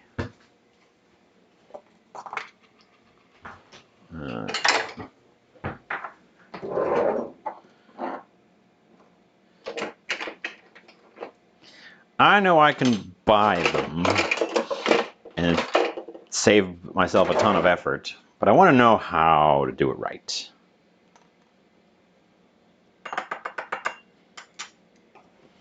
Because those little crispy round dealies are so nice. We don't want hot water, we want cold water. Cold water.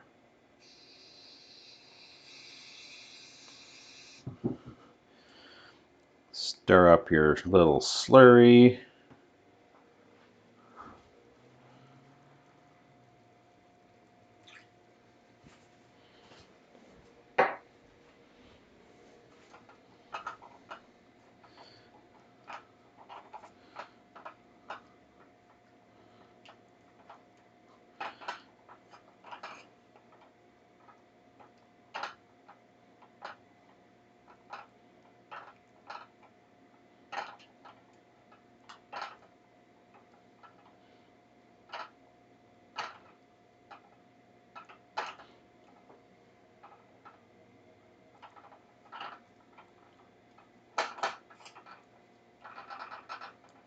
Okay.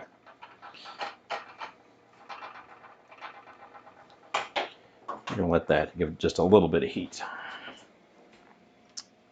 Just a smidgen of heat. Okay. Okay? Okay. What we need now is the thing I was finding at the very beginning. The waffle machine.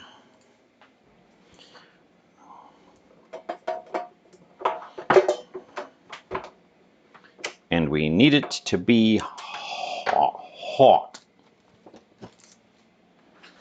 Fortunately, it just heats up as soon as you starts heating up as soon as you plug it in.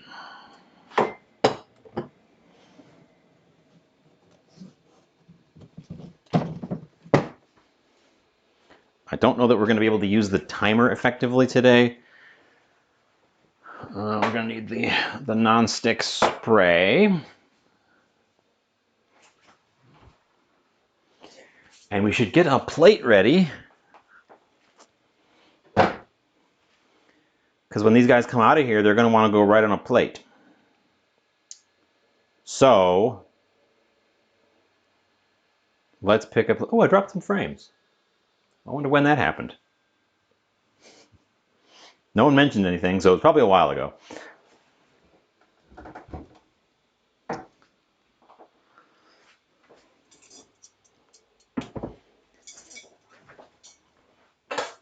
I'm getting hungry, though. I'm getting hungry.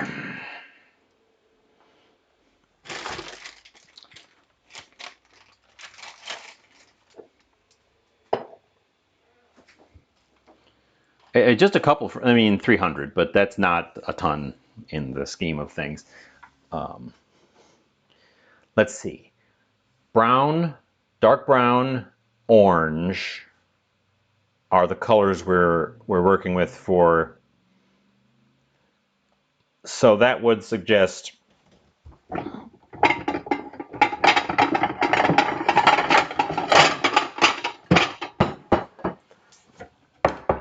a white plate so that everything pops out, because we're having a kind of a brownish meal today. And we're watching. I don't know if you can see it. You probably cannot from your angle. If I shade it, can you? No. There's a little light here, and when the light goes out, it's hot. That's how this thing informs me that it's hot.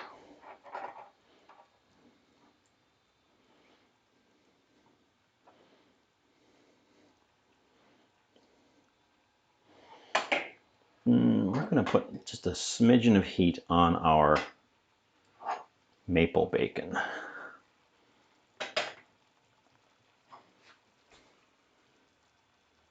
By a smidgen, I mean the lowest possible setting.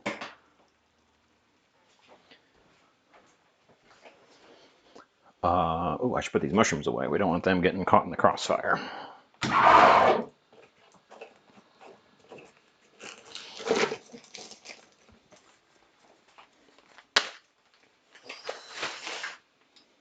Nope, the light went off. So, once I get the mushrooms here away-o,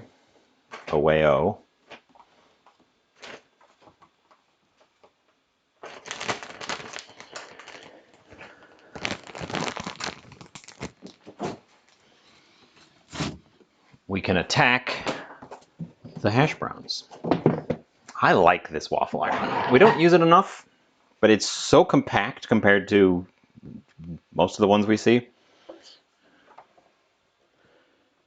Don't melt your own wire, please. Get that tucked back there. Open it up. Blazing hot.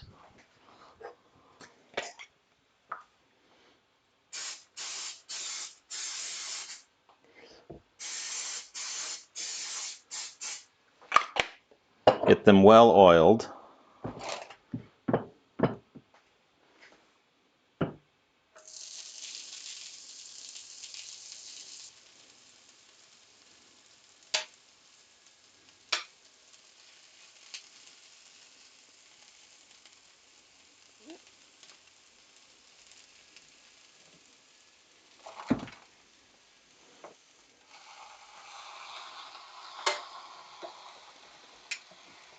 flip it. And I have no idea how long they have to be in there. Presumably a lot longer than a waffle.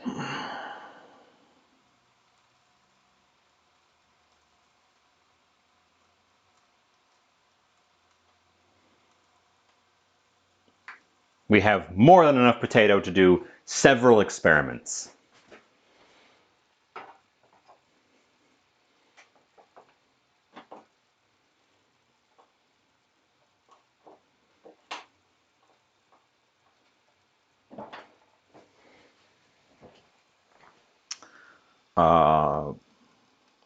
So yeah, now we're going to stand here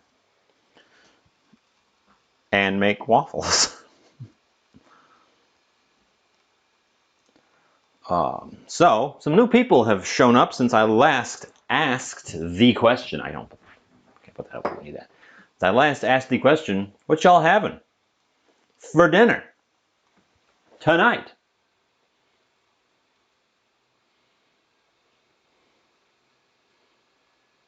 I heard about the leftover chicken salad, which sounds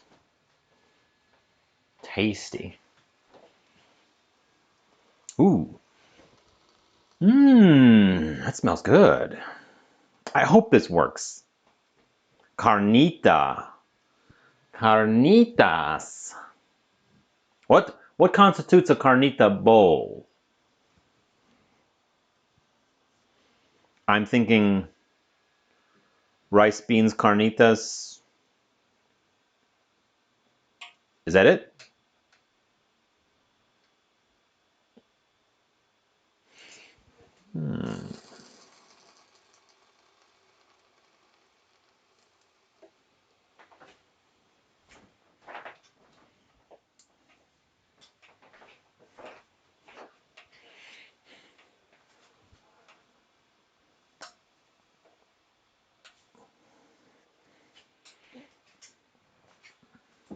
We're getting a lot of steam, which is a good sign.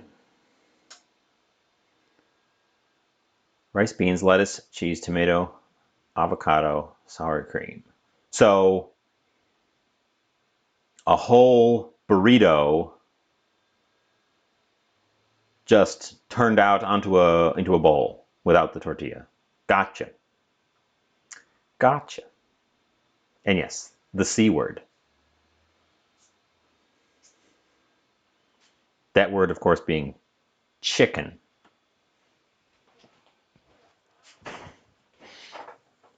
Because everything tastes like it. Ooh, our gravy has firmed up, not firmed up, but thickened up nicely.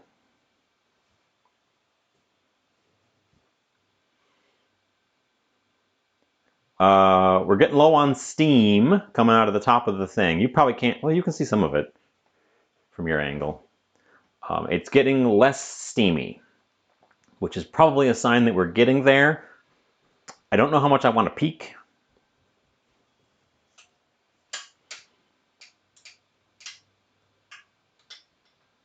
Also, it has gradually, so when it started, the potatoes were holding it up, and it has gradually pressed in on itself until the sides met. That probably means I don't need to really press it down. I can just let it ease down on its own. Should we take a peek? I don't know how long it's been in there. I'm just looking at the steam, which is what I did when I made the rice waffles.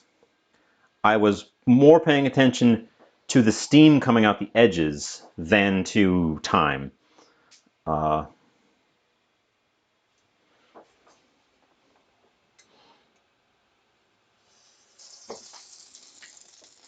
It's very pale.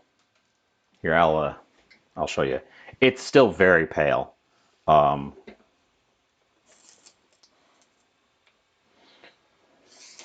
try the other side. The side that's down, also very pale.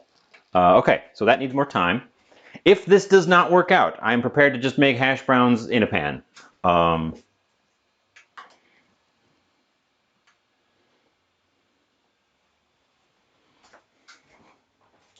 but it probably just needs more time. It is still steaming, so we could just wait for it to stop steaming entirely.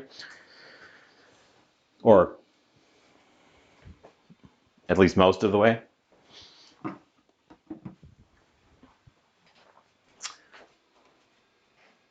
There's no harm in peeking, though.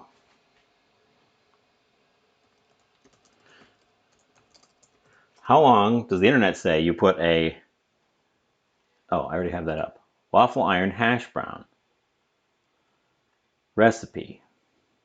Potato. Iron.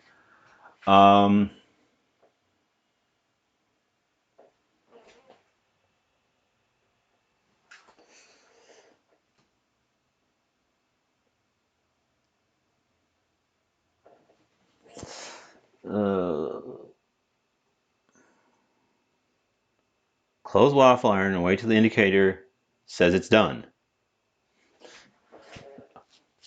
About 4 minutes. It's been more than 4 minutes. Or 2 minutes per side if yours flips, which mine does. But there's no way that that's done. I'm worried that my gravy is going to dry out a little bit.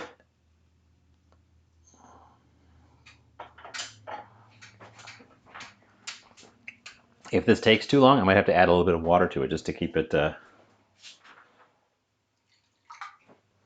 fact, I am doing that. We're adding a little bit of water to it just to keep its volume up, because I think we're going to take... You can always cook the water back out in a pinch. But just to keep the hydration up while I do other things. So I de-thicked the gravy. Just a smidge, because it's on the lowest possible setting, but it is still steaming just a little bit, because I don't want it to be... I should put a lid on it. That's what I should do. Is just put a lid on it so that it doesn't lose that moisture while it stays warm. Shall we check? I feel like those peaks aren't touching anything, so they're not really getting browned. It's only browning in the valleys, which makes me feel like I really need to overload the iron in order to get it really packed in there.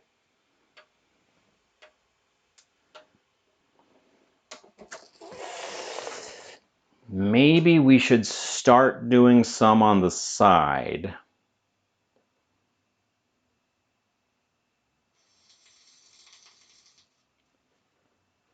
Because we're barely steaming at all anymore, and I don't think it's gotten much better from when I saw it before. I think it's just drying it out.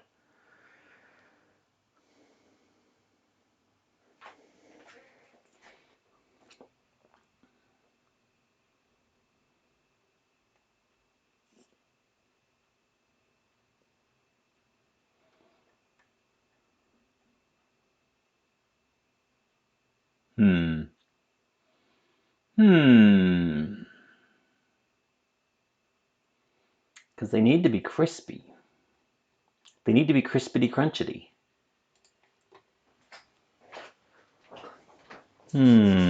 What are we gonna do about that?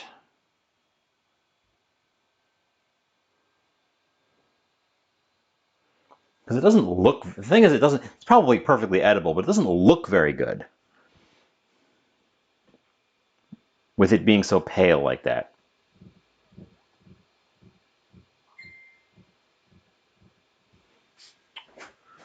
My phone has dinged a couple of times. I'll make sure no one's trying to get a hold of me here.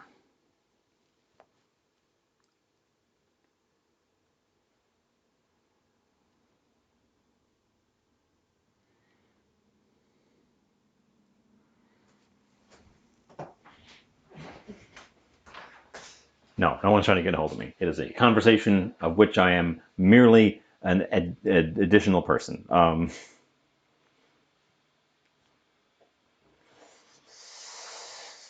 What do you think? Any thoughts on the...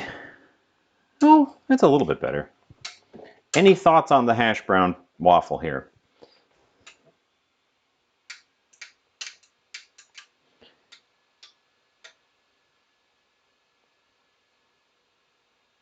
because it just looks underwhelming. Let's also see if it even like holds together when I try to pull it out of there. It might just disintegrate. Oh, it's just going to disintegrate. It's floppy. It's floppy.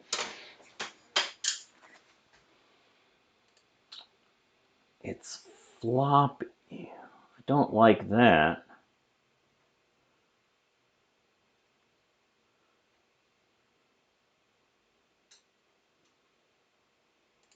I gotta do some research real quick. Waffle iron hash browns. All the pictures of them, they're nice and brown.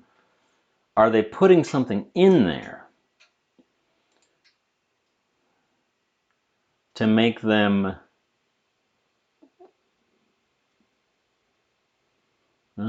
dried, oiled?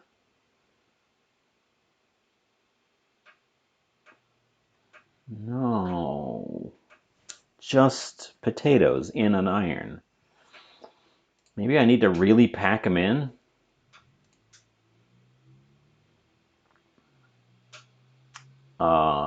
That one's got egg in it.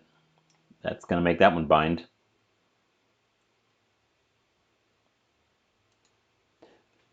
For sure.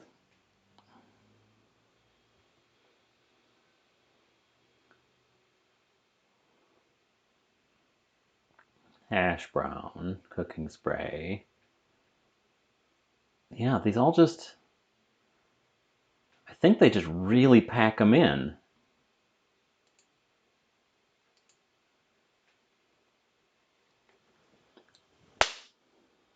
One of them adds an egg. And I oiled the thing so that they wouldn't stick. One of the recipes I just looked at uses an egg to bind them. All the rest just have you put potatoes in a waffle iron. The difference, I think, is that they really mounded theirs up. They really made like a packed little ball rather than what I did, which was kind of spread them out. And that might be the difference, is just to make sure that it really jams up in all the little nooks and crannies. Because what's happening here is the parts where the ridges are in the iron are getting really nicely browned because they're touching it.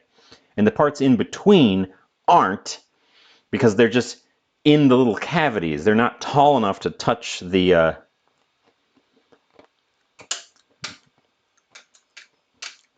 So I think I just need to put more potato in the iron so that it touches all the surfaces. This one might just be a sacrifice.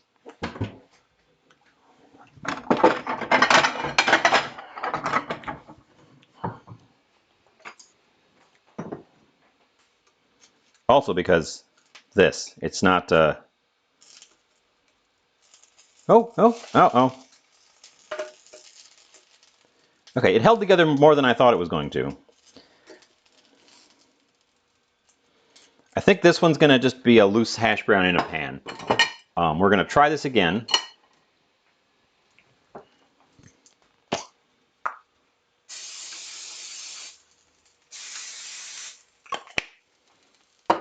But this time,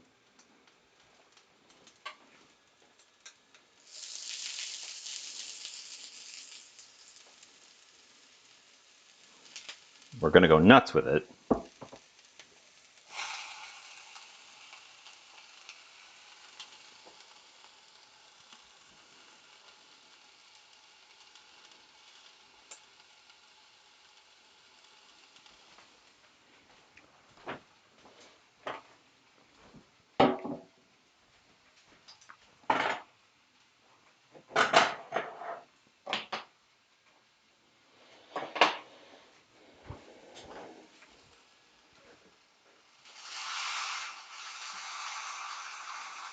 And I'm even gonna squeeze it in on itself to really push it together.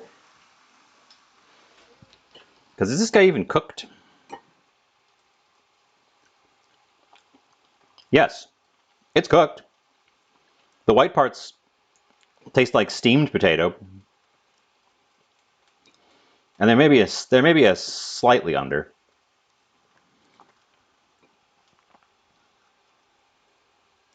The crispy parts are very tasty. No, that just tastes like hash browns. It cooked them. It just wasn't enough in there to touch all the parts of the iron, so they're not getting that browning. Okay. Well, it's a learning experience. I've never made waffle iron hash browns before. And we're discovering the technique.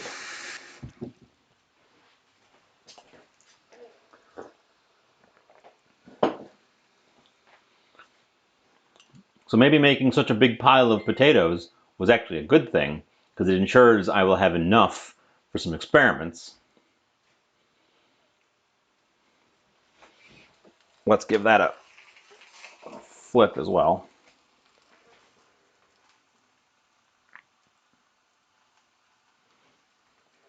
And it is pushing itself together still, so it's still effective.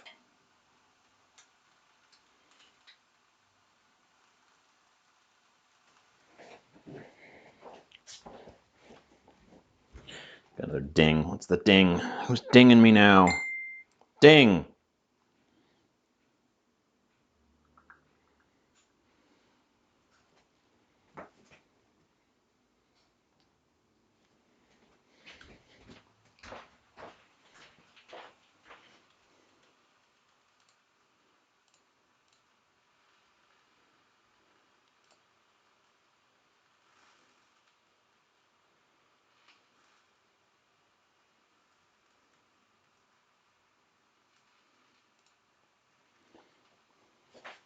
So yeah, we're just going to stand here and experiment a little bit to get these to come out right.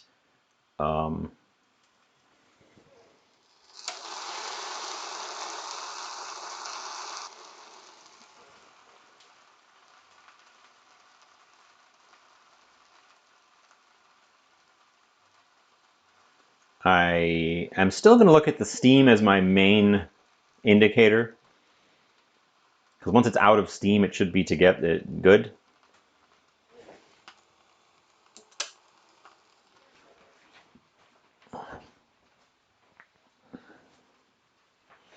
I cleared the front burner over there so that if I need to, I can just throw some on there and do a quick normal hash brown, which I might do with that stuff just to make sure it's not, well, actually, we could use that as a starter for another one. Put that back in the iron, because parts of it are already crispy. Just add more potato to it to bulk it up.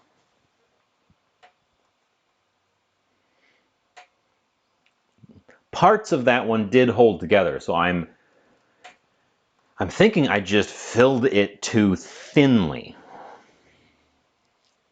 That you just need to go nuts. Sometimes you just need to go crazy with it.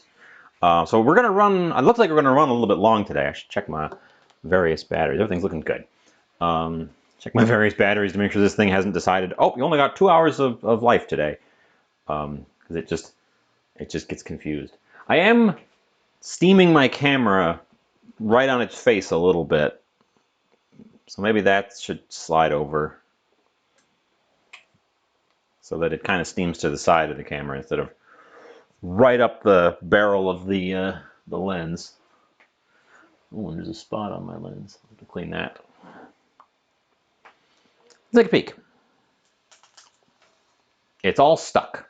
It's super stuck. It's real stucky.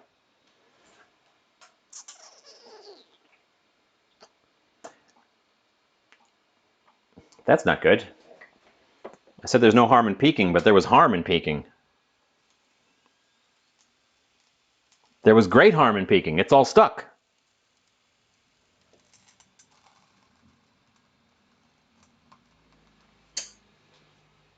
The heck? are you doing?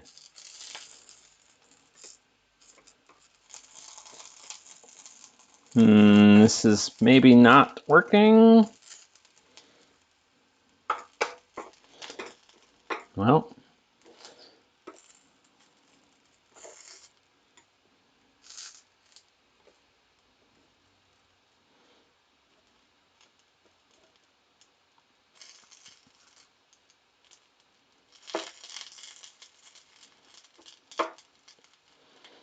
here's what I'm going to do now.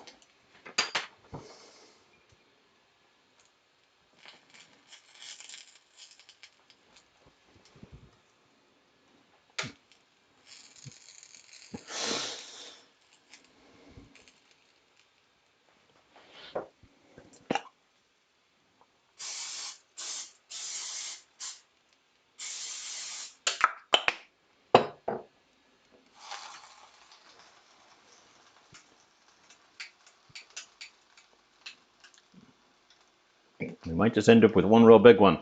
I'm even more tempted to get out a pan and start making a regular one over here, just to ensure I've got one, because it seems like the waffle iron method takes longer than the stovetop method. So let's get one started over here. And if I'm using the actual stovetop, I'm using butter.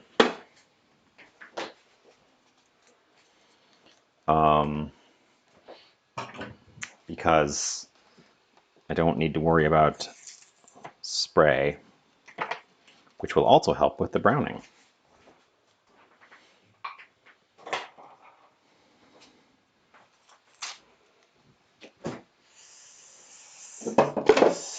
So there's that.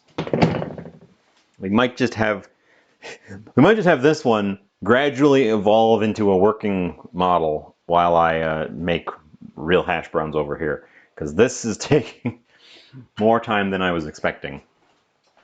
And now I don't know what's wrong with it. We will keep... I'm hoping I get one good looking waffle out of it. Are you stuck? No, you're not. Let's give it a flip. Is this side stuck? Yes, that side is still stuck.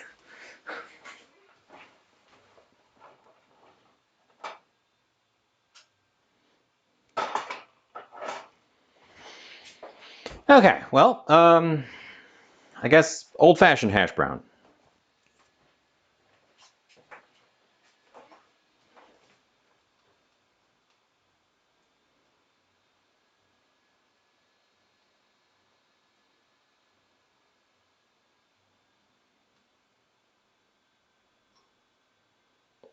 Well, I might, except for the dozen recipes I looked at that all said, just throw them in the waffle iron. It'll be fine. Which suggests that you can just throw them in the waffle iron. It'll be fine. And what I'm more concerned about than the binding, because hash browns are often kind of loose. They're not like a thick patty. What I'm more worried about is getting even browning and for it to not stick to the irons.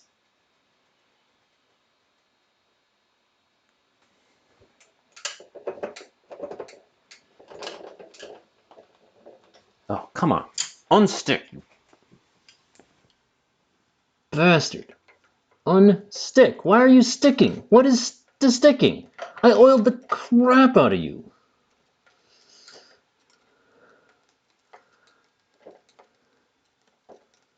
Okay. It looks better. Honestly, it looks better.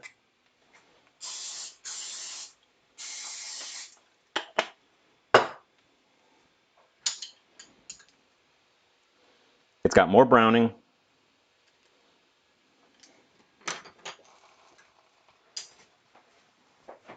We're just gonna let it go. It just, if that top hadn't stuck, you could have had it. So that's going to sit there while I do this, while we make a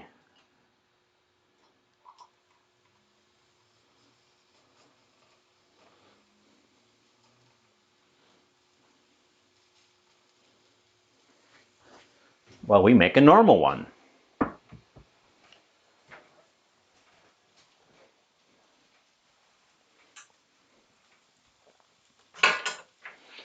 I'm not giving up on the waffle iron. We're going to get one good one out of there if it takes all of my pain and suffering. I wish I had a griddle. I don't have a place to put a griddle, so it's not like I can just get a griddle. But I have this, which would be great if I had a griddle. The big scraper there gets very little use because it doesn't really fit into pans.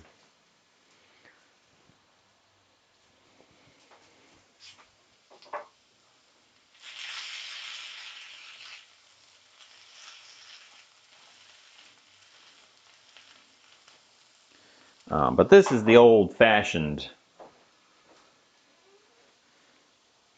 Are they using cheese as a binder? I saw the ones with cheese, but I didn't think the cheese was a binder. I thought it was just a flavoring. This one has cornstarch in it.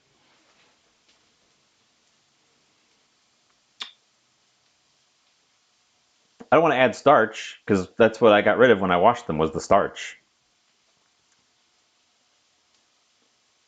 I wonder if just putting in some soggy potatoes, not going through the soaking at all, but like just squeezing the water out, and then putting those sticky potatoes right in the waffle iron, if that would have worked. We might have to do this again with just one potato at a time. I don't have a...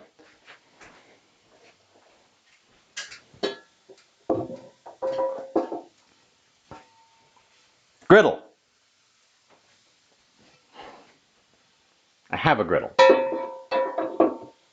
It's an expensive one too. You just want to buy me stuff, which is weird. Nobody wants to buy me stuff.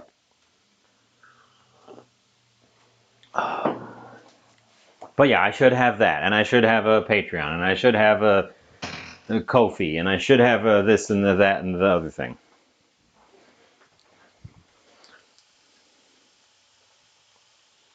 Why can't I just be terrible? Hey, it's looking pretty good, except for that, once again, a little bit stuck on the top. This, if we slide over, that's looking a lot better. Except for this part right here that's stuck to the top.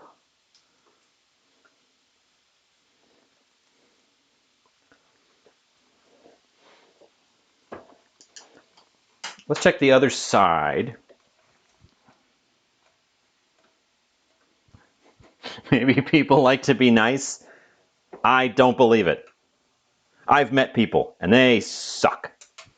This is looking a lot better. It's looking a lot more like a hash brown. I think we just needed to, like, do a partial, add some, do a partial. Because when I really loaded it up, it didn't work out, and when I underloaded it didn't work out. So I think you need to, like, underload it and then add more potatoes and fry it again.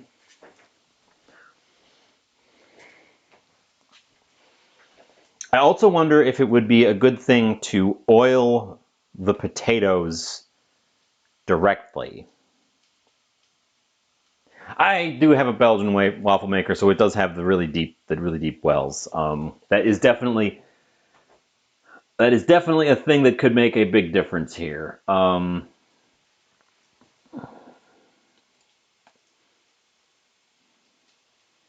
And it might be the make or break moment. But that one's looking a lot nicer than we had before. Oh, and I think this one on the pan is ready to flip.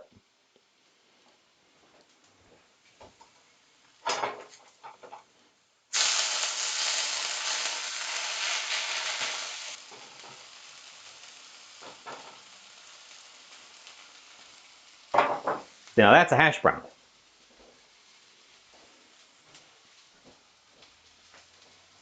But you're not people. You're a former. You're some kind of convertible robot. It says right in your name.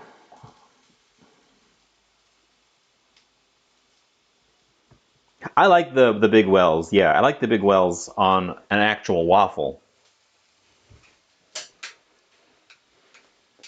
Um,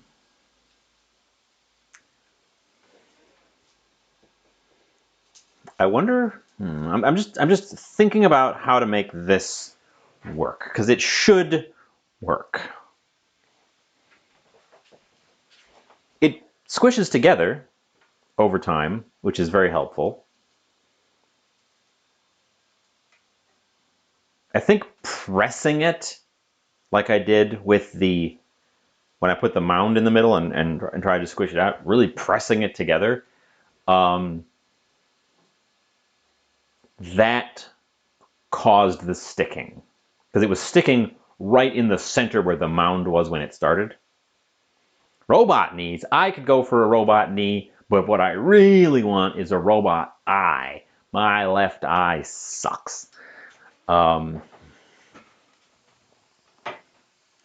Just the worst.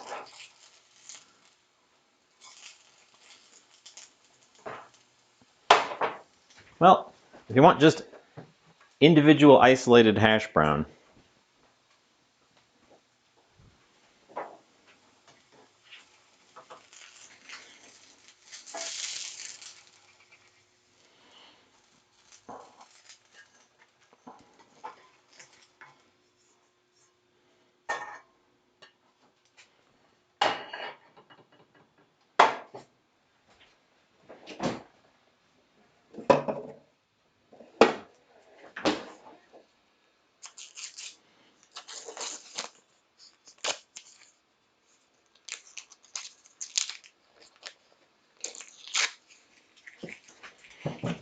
also a robot heart, so that I would no longer have to feel.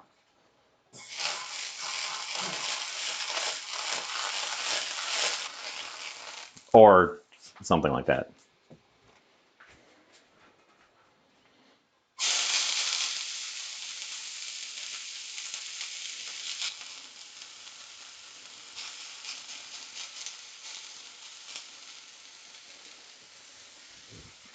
I think I'm making a larger amount of regular hash brown, and the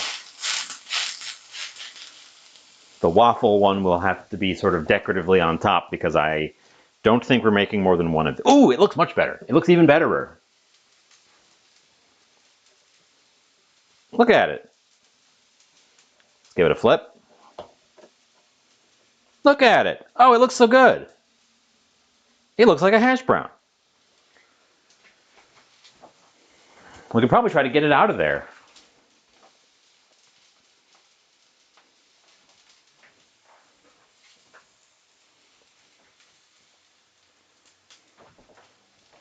I really wanted 2 waffles.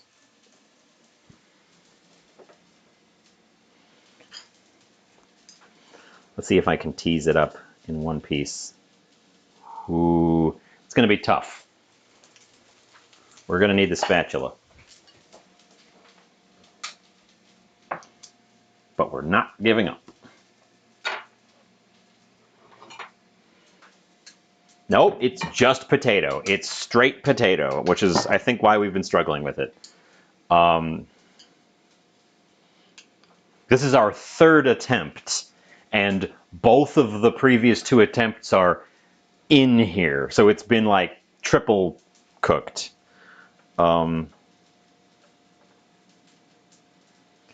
It's a little delicate.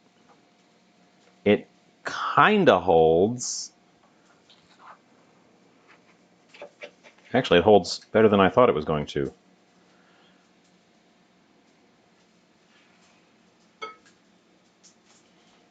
Okay, well.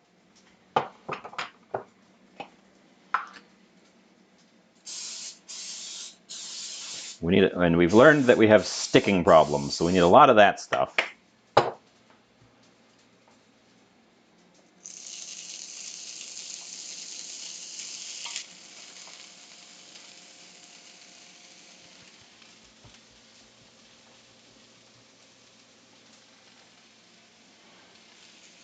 An egg binder might have helped, but I don't want an egg binder.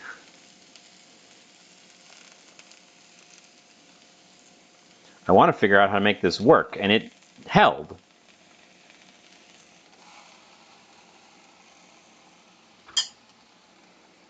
Yeah, it's going to be a taterific thing. Remember, there are 4 potatoes in here, and my rule of thumb is 1 potato per person.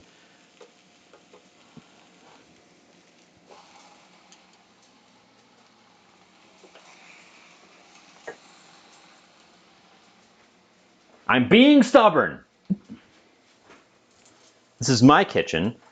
I can be stubborn if and when I want to, which is all the time.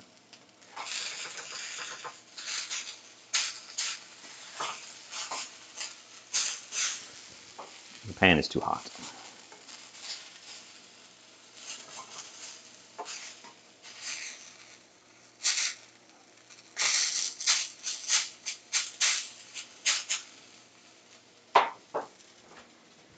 Well, the few remaining ones, that's all that's left, are going in the pan over here. We're just going to make sort of a generic minced up hash brown out of it.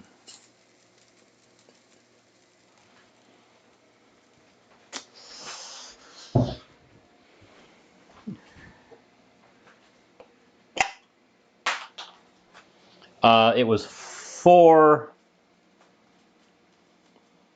classic russet potatoes. Yep.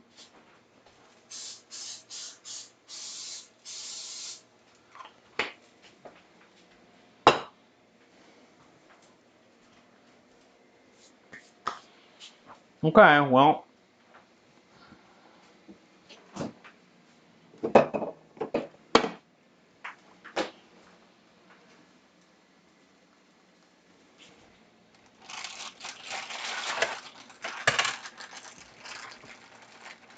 Also, hi, Ryuya. You made it. You've missed a bunch of them. Good to see you.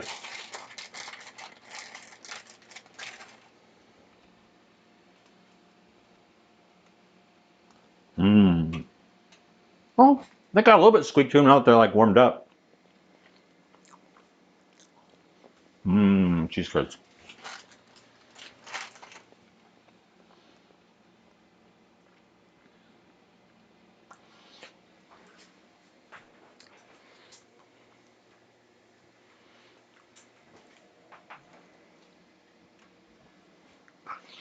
Okay, that might take a bit because the first couple ones took a bit. So, should have put those cheese curds on right away so they could get a little bit melty. I didn't, so we're stuck with them as they are.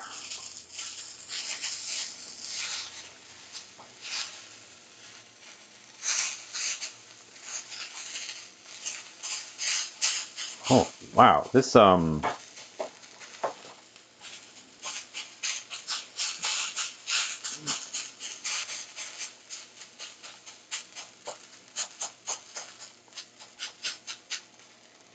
sure there's going to be extra hash browns. I'm sure I'm not going to eat all of this.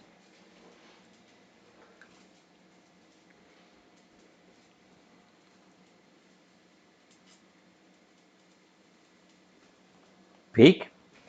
Are we stuck? We are. Okay. Unstick. Let's unstick. It's only a little bit stuck. It's very pale.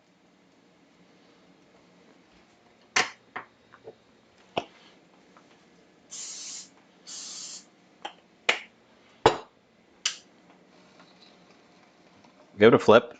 Check the other side. See if it's stuck. A little bit stuck. A little bit stuck. Why is it sticking so much? A lot of steam coming out of it. Very pale. Very pale.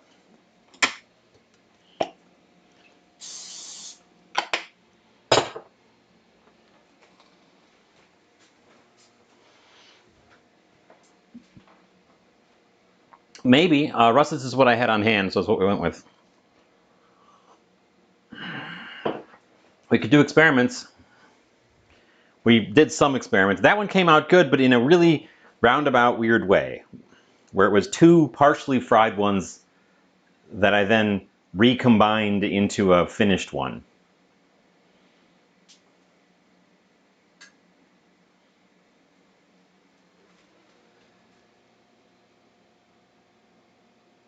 Oh, well, I missed yesterday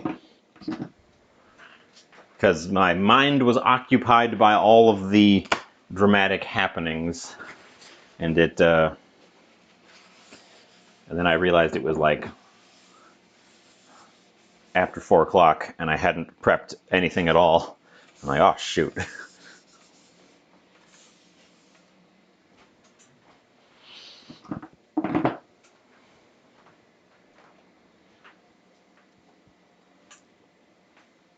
Why are these ones coming out weird now?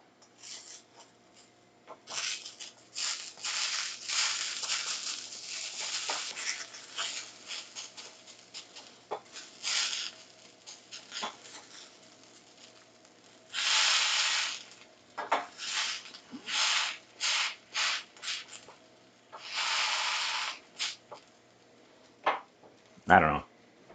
We've talked about practicing hash browns. This week, it's only Tuesday.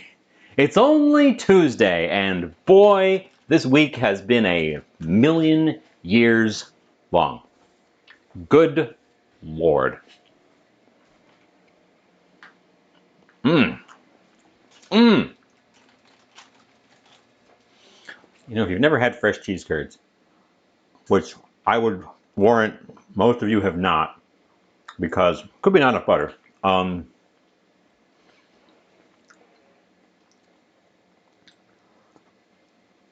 Because you don't get fresh cheese curds unless you live near a place that's producing cheese.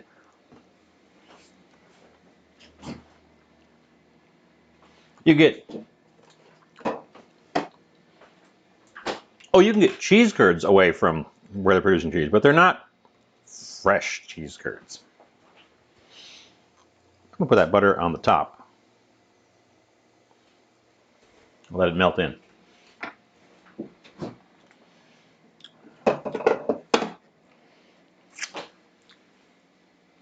I live where cheese is born.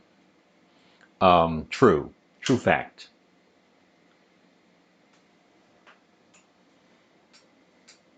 Truer words were never spake.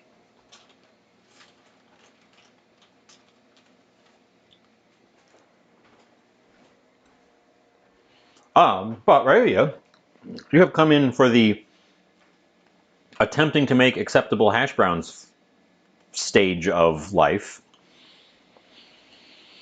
What we've done up to this point is prep the potatoes, but mostly made a beef brown gravy, which is in this back pan over here. That is bacon bits and maple syrup, and I'm just keeping it lightly warmed so that I can pour it over when I need it.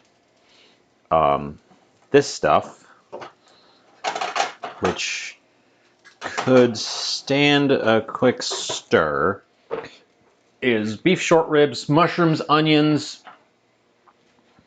and some pressure cooking.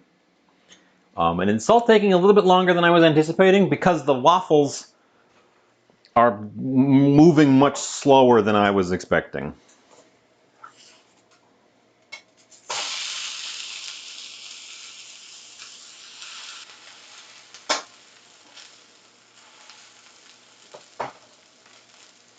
Which is why we started doing backup hash browns over here on the stove. I was hoping to do them all in the waffle iron, and the instructions I looked up just said, throw them in the waffle iron for 4 minutes.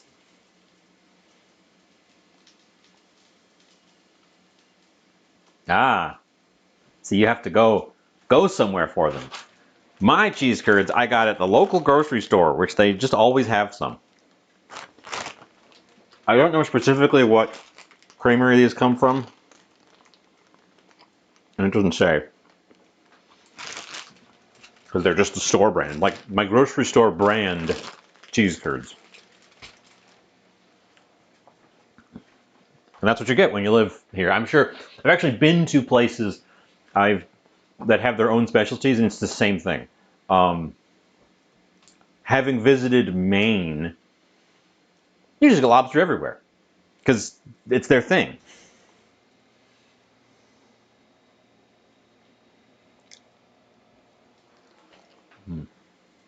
Have a little nibble of those short ribs. I'm gonna do something with those.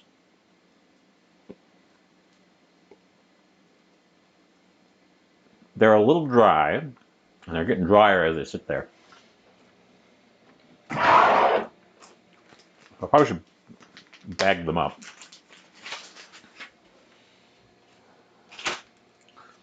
So here's some of the short ribs, because there were too many of them to put in the gravy, or it would just be a meat stew. I'm a big fan of lobster. I've actually got some lobster in the freezer that we should use up at some point. It's in shell, so it holds better in the freezer, but it still doesn't hold forever, and we should do something with it. I got it on a steep, deep discount, and I just jumped at the chance to get some cheap, relatively cheap lobster. It was $4 for a tail, and they had 2 of them, so I got 2 of them. We're not sticking, we're not looking. We're reminding me of the first one,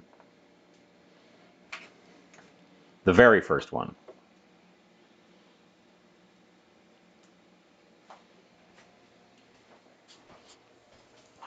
And over here, we have yet a different kind of hash brown.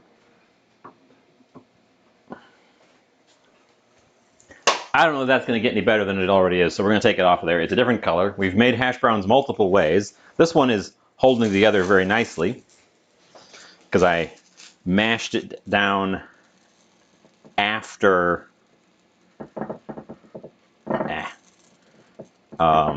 cooking it a little bit. I mashed it together.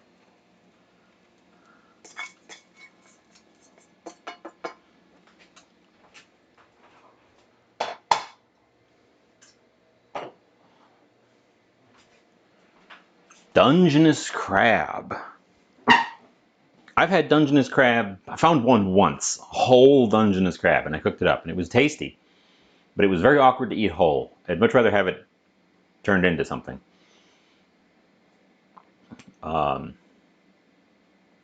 I live so far from oceans that shellfish are always expensive here, and there's no like specialty shellfish.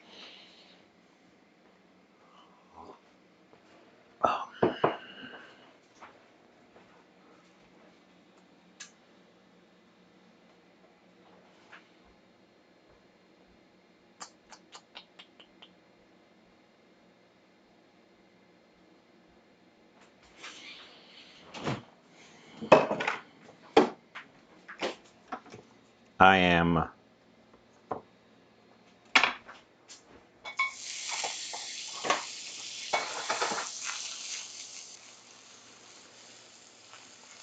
calling an audible.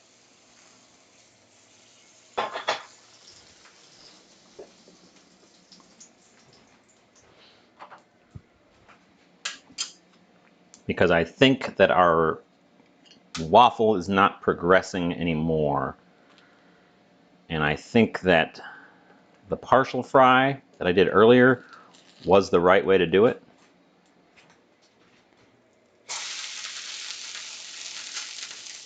So we're finishing this one in the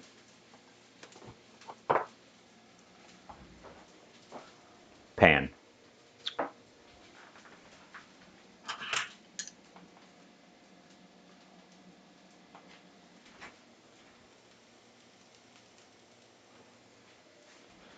It should still have the waffly look to it when we get it out of there. But I'm speeding things up because I am not thrilled with the results of waffle iron hash browns, and it might come down to the fact that I have a Belgian waffle maker and the wells are so deep. That was something I thought of, and I thought that if you just filled it up enough, it would be fine. But boy, it really didn't seem to want to work. Oh, we have good fish here. It's just there's no freshwater inland shellfish to speak of. We have walleye, perch, trout. We got lots of stuff. Get out. That kind of worked. Let this thing cool off in the corner.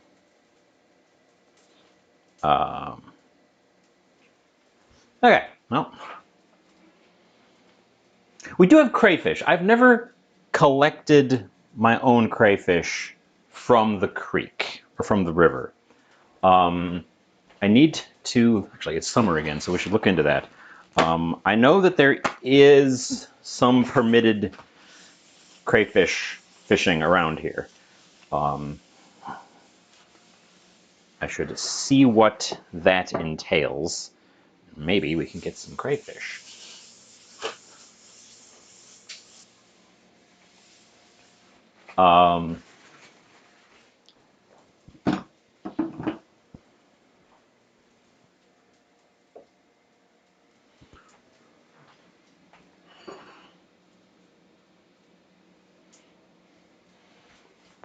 You don't have cod. You had cod.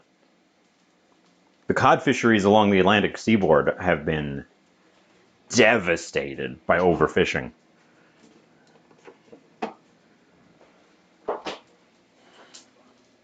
I don't.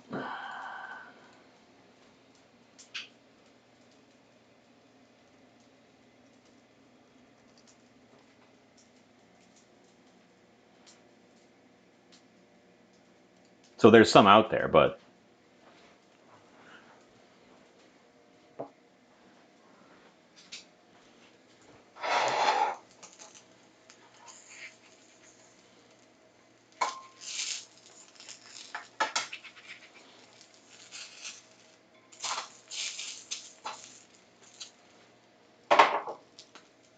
well, okay. It looks like a hash brown again. We kind of lose our shape.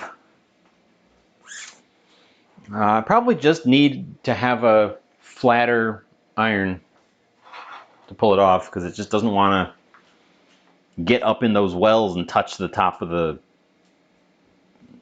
the irons. Oh well.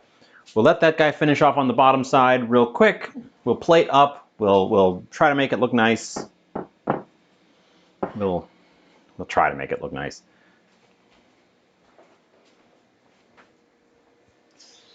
And then we'll wrap up because we have run over. I suppose we're running over as an apology for missing yesterday. Well,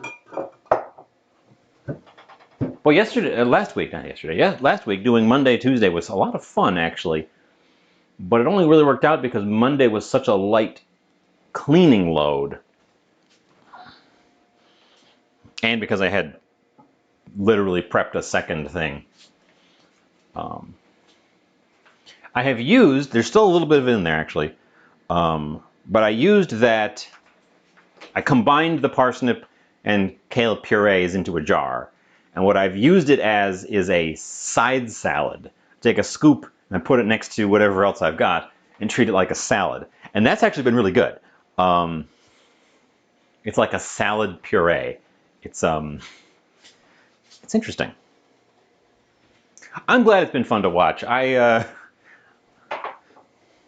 It's one of those things where, like, I don't know what people want to look at. Clearly me doing nonsense. FLCL, hi! We're running very long today. But you are in time for the triumphant ending. Hello. waffle iron hash browns did not entirely work.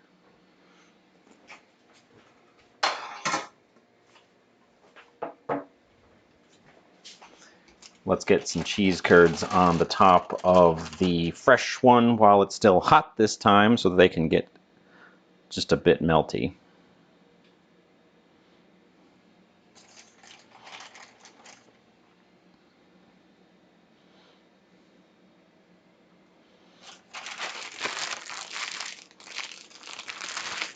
The extras can go in our fridge. Now we finally get to get our other toppings over here. Off, off.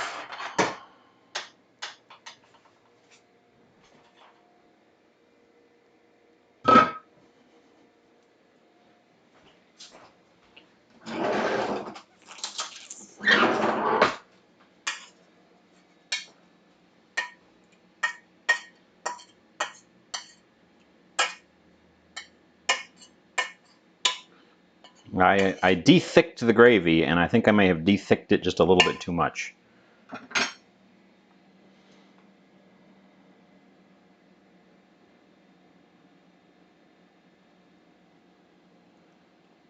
Because it's a juice. It's less a gravy, more of a juice. Oh well.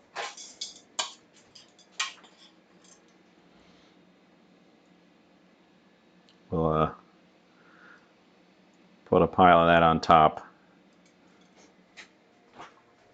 Oh, that pan is hot, hot, hot.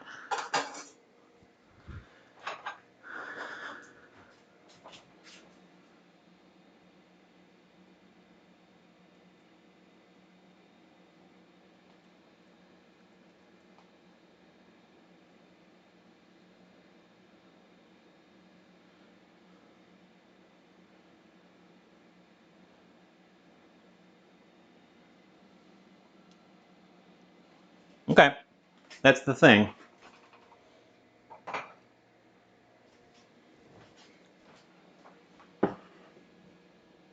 Ta-da! Boy, it sure looks like a pile of brown, doesn't it? With some orange chunks. Ooh-wee! I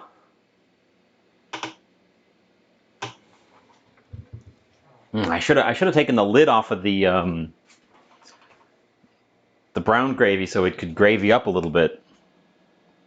Let's go take a picture of this before it completely soaks through. Oh, too late, it soaked through.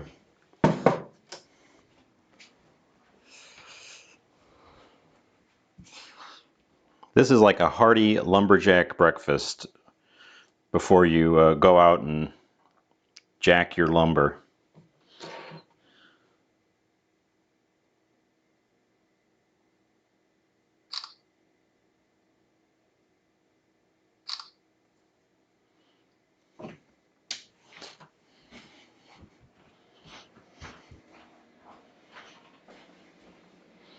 And we're back, and we're gonna eat it with a fork. Oh, I'm gonna sit down.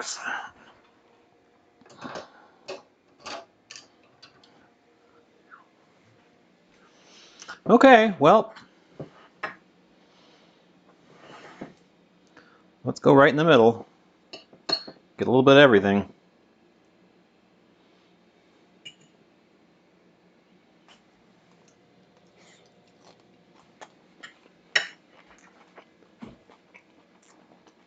Mmm.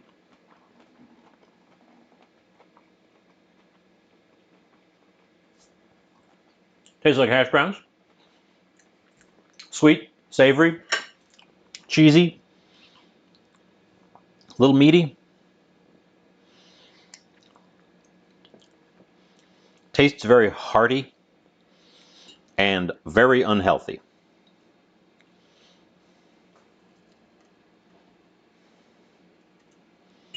I mean, I don't know what more to say. It's not breaking any huge ground. Mmm. Mmm.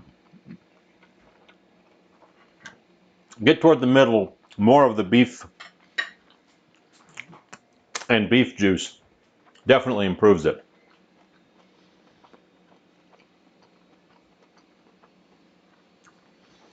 Tastes a little bit less unhealthy, but still very hearty.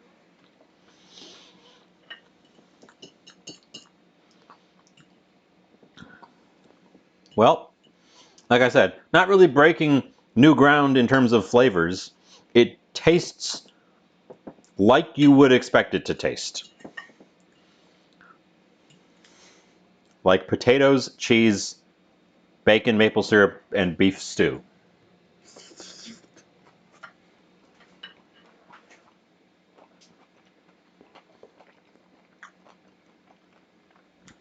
Ultimately, the hash browns worked. This one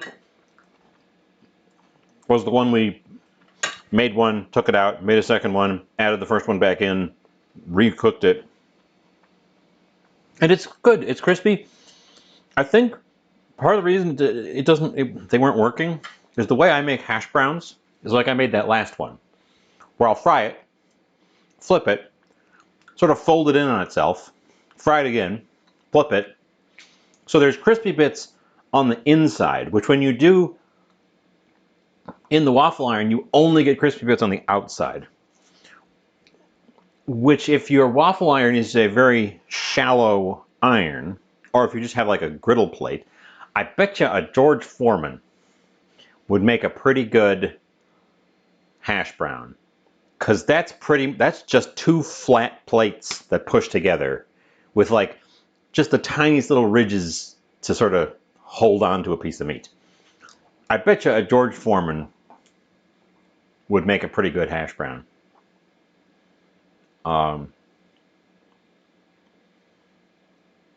So, I don't know. I don't know what else. I don't know what more to say about this. Um, they're pretty good hash browns after all that work. Even the ones that I really dumped the juice on still have a little bit of their crispy edges to them. So, more than happy to eat all y'all. Mmm. Mmm. You know what I'm gonna do? You know what I'm gonna do? I didn't overload it for the plating, but what it wants is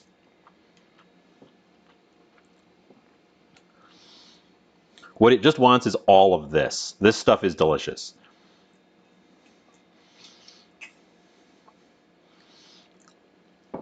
The beef stuff is just delicious, and that's what is making, and the potatoes are just a base for it. Um, so we're just pouring all of that on top.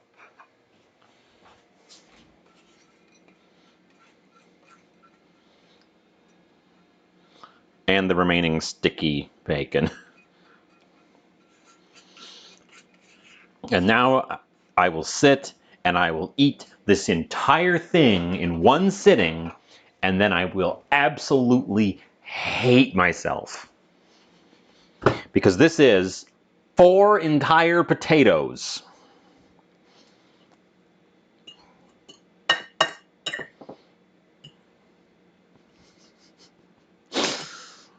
Mm-hmm. I might even take another picture of it with it just loaded up like this.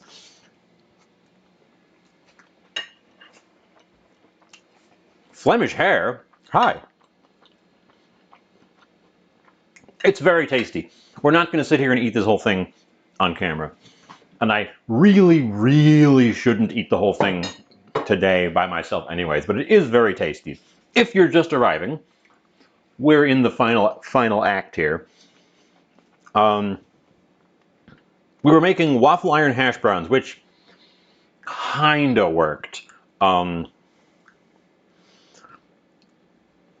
we made the remaining hash browns in a pan over there just to speed things up because it was taking forever. And topped it with cheese curds, homemade beef gravy that I was afraid was going to dry out while I was making the waffles. So I added a little bit of water to it, and I overshot, and it's a little bit watery. So we didn't have like a nice sort of unctuous gravy. It's more like a beef, like a slightly thickened beef broth. And then some maple syrup bacon bits. Was I following a recipe? Well, I had 2 recipes pulled up as references, and that's how I usually run. Is I kind of know what I'm shooting for, so I pull up a recipe that's a reference rather than following a recipe. So I did not follow a recipe for any of this, but I had some references up so that if I needed to look at something, like the beef short rib recipe reminded me to throw in the Worcestershire sauce. And then while I was reaching for the Worcestershire sauce, I was like, I'm going to throw in seasoning and brown seasoning. I love those bottles.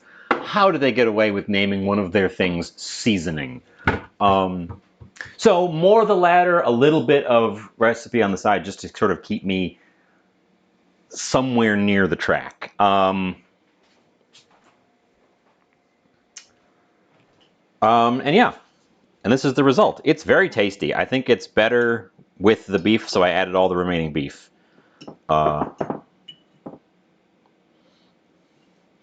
I normally don't do a mukbang.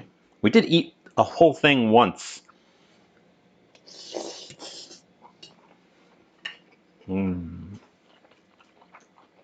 We have eaten the entire thing once or twice, but normally I take a couple bites, talk about it, and then we leave, which is what we're doing now. Because we're already shedding viewers.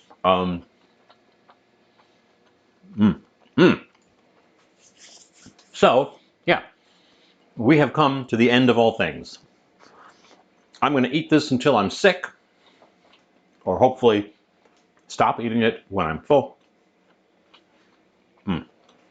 It's very tasty. And we are going to drop you all off, and it is late. It's almost 8 o'clock. I've been... Wow.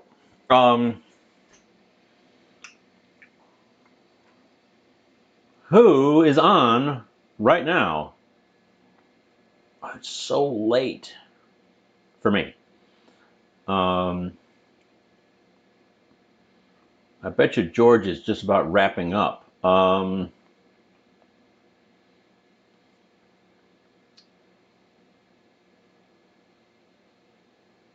know what? I had a good time with a random cooking thing last time. Let's do that again.